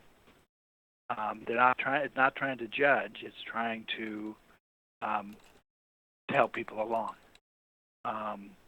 So the truth and error concept is something I try to keep in mind. That's the outlook I try to have on the world. It doesn't even say truth and lies. There's an implication to lying that isn't there with error. It's basically saying either you have the right information or you made a mistake. It's like the what they try to instill in us in advertising, which was, it's okay to make mistakes. Failing isn't bad. It teaches you how to be better down the road. Right. And most importantly, I learned from my upbringing in Oregon and from visits to other places in the world that have a similar outlook, the incredible value in a societal expectation that people are going to do the ethical and the right thing. And so to cast things in terms of truth and error doesn't even it's not even framing the idea that you might have deliberately lied. Okay. When you have a societal expectation like that, it becomes possible to not lock doors of houses, and it becomes possible to leave valuable things out and know that nobody's going to pick them up. It becomes possible to trust the guy who wants to give you a ride because your car broke down. All sorts of good things accrue from a societal expectation of doing the right thing. That the guy who's the head of a top corporation doesn't try to do unethical things because everyone around him is expecting that he won't. And if he were to get caught doing that, everything in his life, his world, falls down if he doesn't uphold that. And it's not a religious expectation. It's not you're going to go to hell if you do the wrong thing. It's really a question of responsibility to the people around you and being seen as having held that responsibility to people. And is this something that is not like you wish were shown more today? What's that? Is this something that you'd wish would be? No, I mean, it's, I didn't have any expectations about today. So. Well, no, not today being the current atmosphere, especially with with everything that's going on in the United States, with the deep political divisions between. Right. The challenge is to bring it back around to the point where. Well, first of all, it's not possible to bring it back around to the point of personal responsibility if you can't bring things around to a truth. If people won't allow for the possibility that there's a truth to an issue, then there's no way to get agreement on what behavior should be. And so focus has to be on principles. and you have to get agreement on what principle a person is endorsing to be able to start to foster that kind of an outlook. Really, it's really a tough situation right now. I have confidence that things will come back around, but it's going to have to hit bottom first. Now, I have an individual who's, I'm waiting for him to add me to Skype, or at least give me his Skype name so I can add him, because apparently if the way that Skype is now, and I understand why Jimmy Church has, Skype versions archived that go back, a couple of years, because the features were better then, apparently. Whereas if something's coming in, I can't actually add that to the conversation.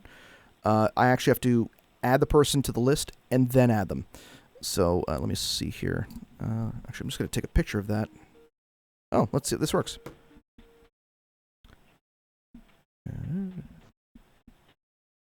Hello, you're on the air.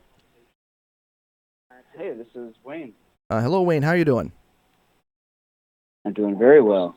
Laird, are you still with us? I'm with you. I can't hear Wayne, but I'll use you as our middleman. Oh, one second. How about that? Is that better? Wayne is here. No, I can't. Oh, there we go. There we go. Okay. Sorry, go ahead, Wayne. Hello, Wayne. How are you doing? I'm doing. I'm with you. I can't. Would you be able to turn down the volume on your side? Oh, yes, absolutely. Done. Okay, perfect. Let's see. That delay is wicked. Yeah, I think I almost had my computer fry itself with that. But okay, go ahead. What was your question? Yeah, so I was really curious to hear more about something that Laird had mentioned in an earlier conversation about the elements and how mostly we think about earth, wind, fire, etc. But there's this other connection to the ancient Egyptian version of insects, four-legged beasts, birds, and so forth. I was just curious to hear a little more about that, if he has some additional thoughts he could offer. Okay, imagine that you were trying to convey a set of information to somebody. I'm getting an echo back here now. Okay, imagine that you were trying to convey information to somebody in the future, but you had no idea what their frame of reference was going to be. And so you're trying to, if you're going to try to convey this stuff in language that's going to be more universal, which is what the symbolism really is. It's an attempt to convey things in a generic way, not in terms of a specific language. What the cosmology does is it frames things in multiple ways. It's like the cubit, two representations of how to measure it. Every concept is presented in multiple ways, hoping that one of the metaphors is going to get through to us. We're going to understand what they're talking about because of the thing they compared it to. And so in Dogon culture, there's the basis for this is a generic metaphor that's given in relation to concepts of building a house. We're back to the Scarabray house. The first stage of I really more related to the idea of drawing an architectural plan for a house. If you've ever done an architectural drawing, you begin with endpoints of the structure, dots at the corners and where the junctures are, the doorways and so forth.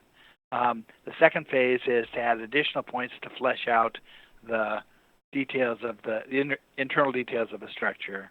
The third stage is to draw lines between the points to have an outline of the structure. And the last phase is to build it. That's one metaphor. Now, that metaphor gets repeated a number of different ways. One is water, fire, wind, and earth, which allows us to categorize symbols. If there's a symbolic reference that pertains to water, they're talking about the first quarter of the stages of creation. If they're talking about earth, they're talking about the last quarter of the processes of creation. Another one pertains to the animal world. It goes insects, fish, four-legged animals, and birds. That one's helpful when we look at the Egyptian gods because the gods have heads of animals. Keper, who has the head of an insect, represents the concept of non-existence coming into existence, and that's in the first of the 4 stages of creation. Thoth, who's the god of the word, which is sort of the culmination of the process of creation as compared to a word, represents, his symbolism falls in the top quarter of the register. And so these metaphors are there to help us categorize things. Another one's given in terms of 4 stages of the growth of a plant, from a seed to finally to a grown plant.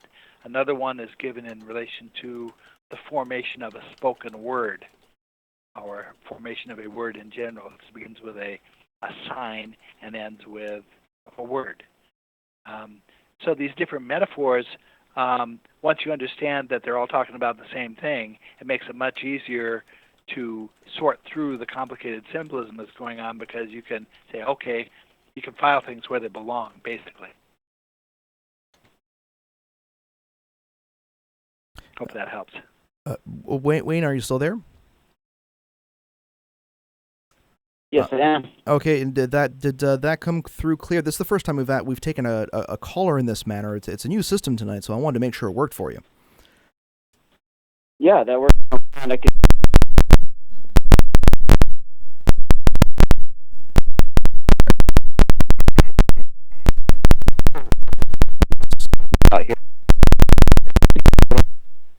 Sorry about that. I just got some clipping on. Sorry, 1 second. All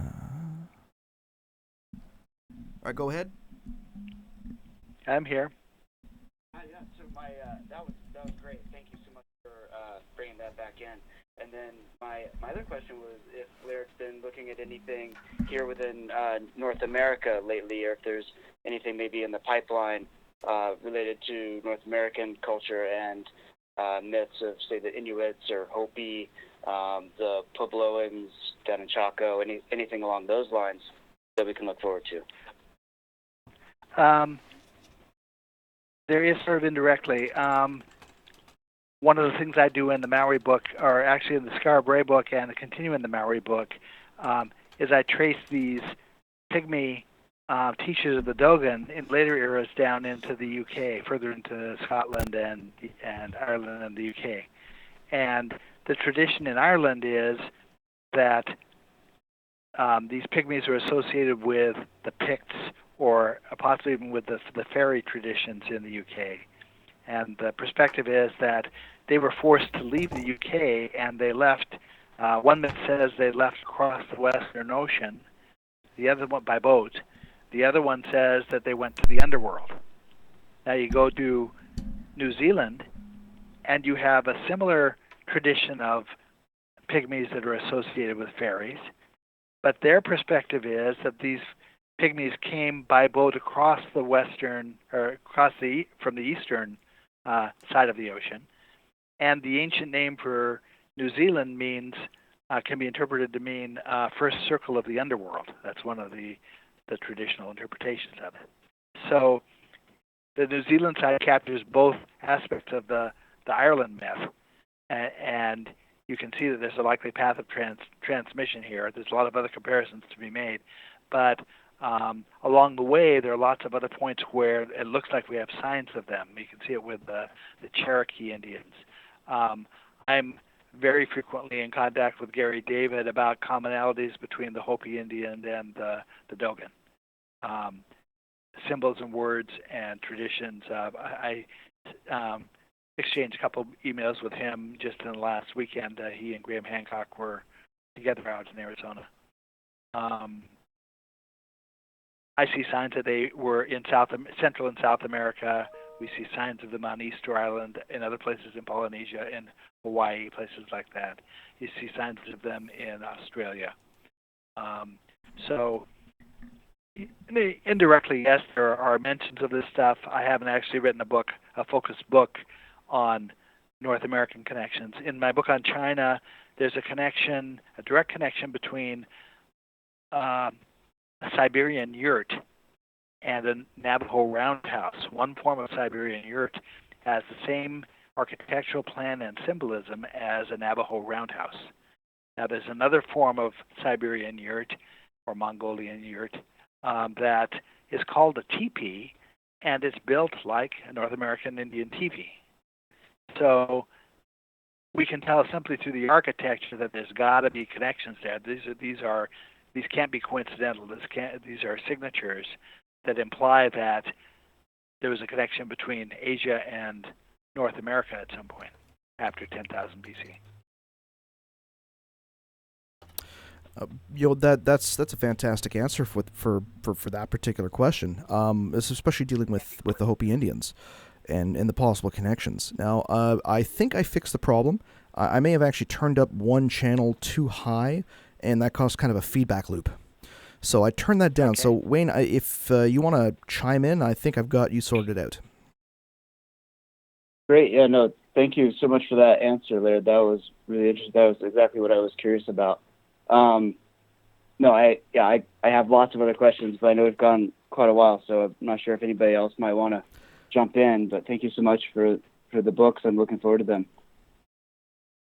And Wayne, so thank you very much. I think we're just going to take one more question, and I know it's Laird and I are both on the Eastern Coast, which is Eastern Standard Time, and you've done Coast to Coast AM, which I know is like 3 o'clock or 4 o'clock in the morning, and we don't want to get to that point.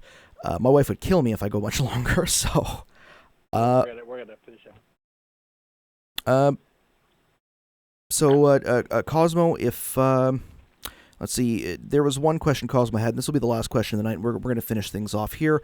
In relation to earth, air, fire, and wind, does a fifth element find a place found in the Platonic solids? In some cultures it does. You go to China and you end up with wood as an additional element. In some cultures you end up finding an additional metal type element.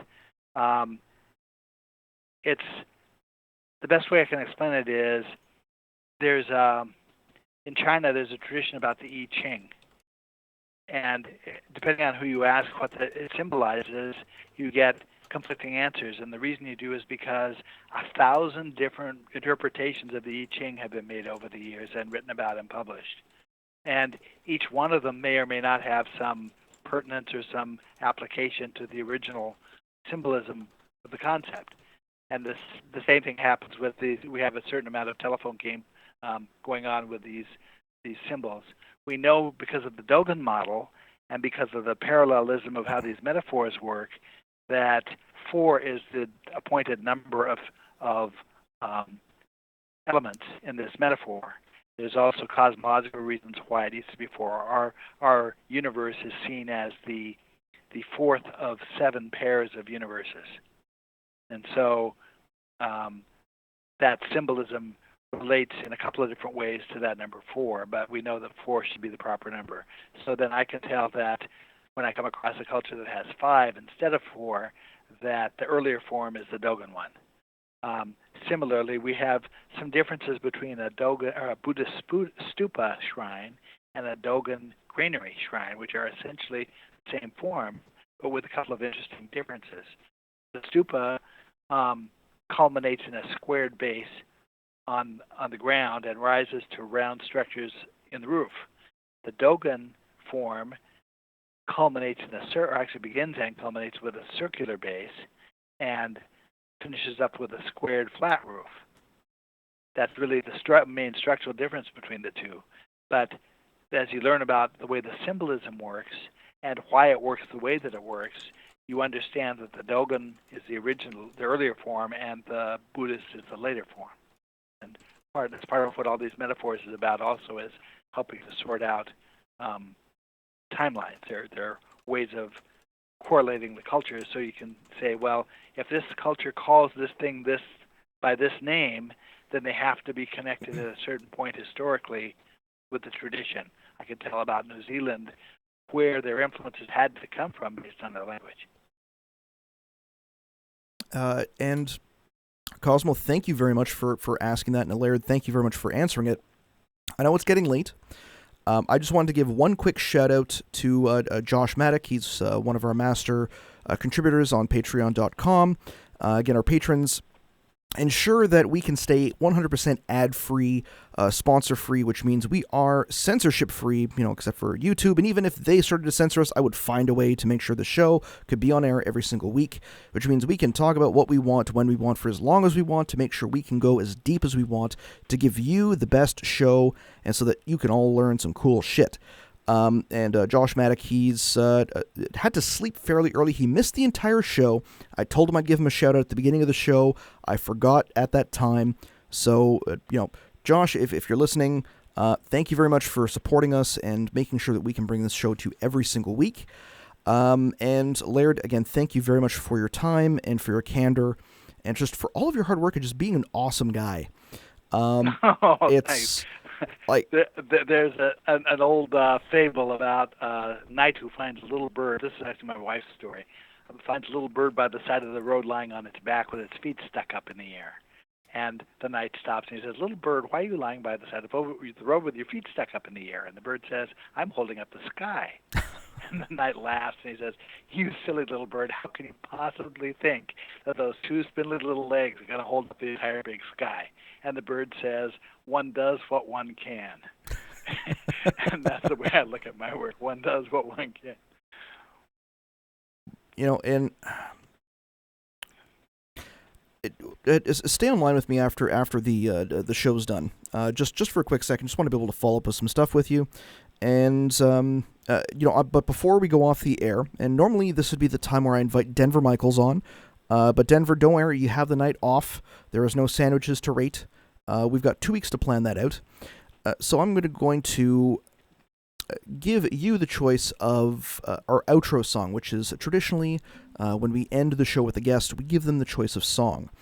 For today, you have the option of Freedom Planet Orchestra, Heaven's Disco, The Minutes, and what is that? Spectrum. I would have to go with The Minutes. The Minutes. All right, let's see what this one is, because there's so many songs on here, I don't know what they all are. I like this one, actually. Good choice.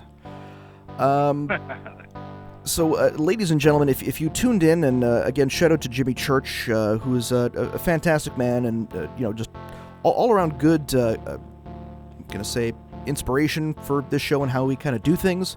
I know we were running parallel to his Fader Night with John Rapoport, and kind of feel bad. At the same time, I think we had a fantastic time, so I don't feel bad at all, because you were here, Laird, and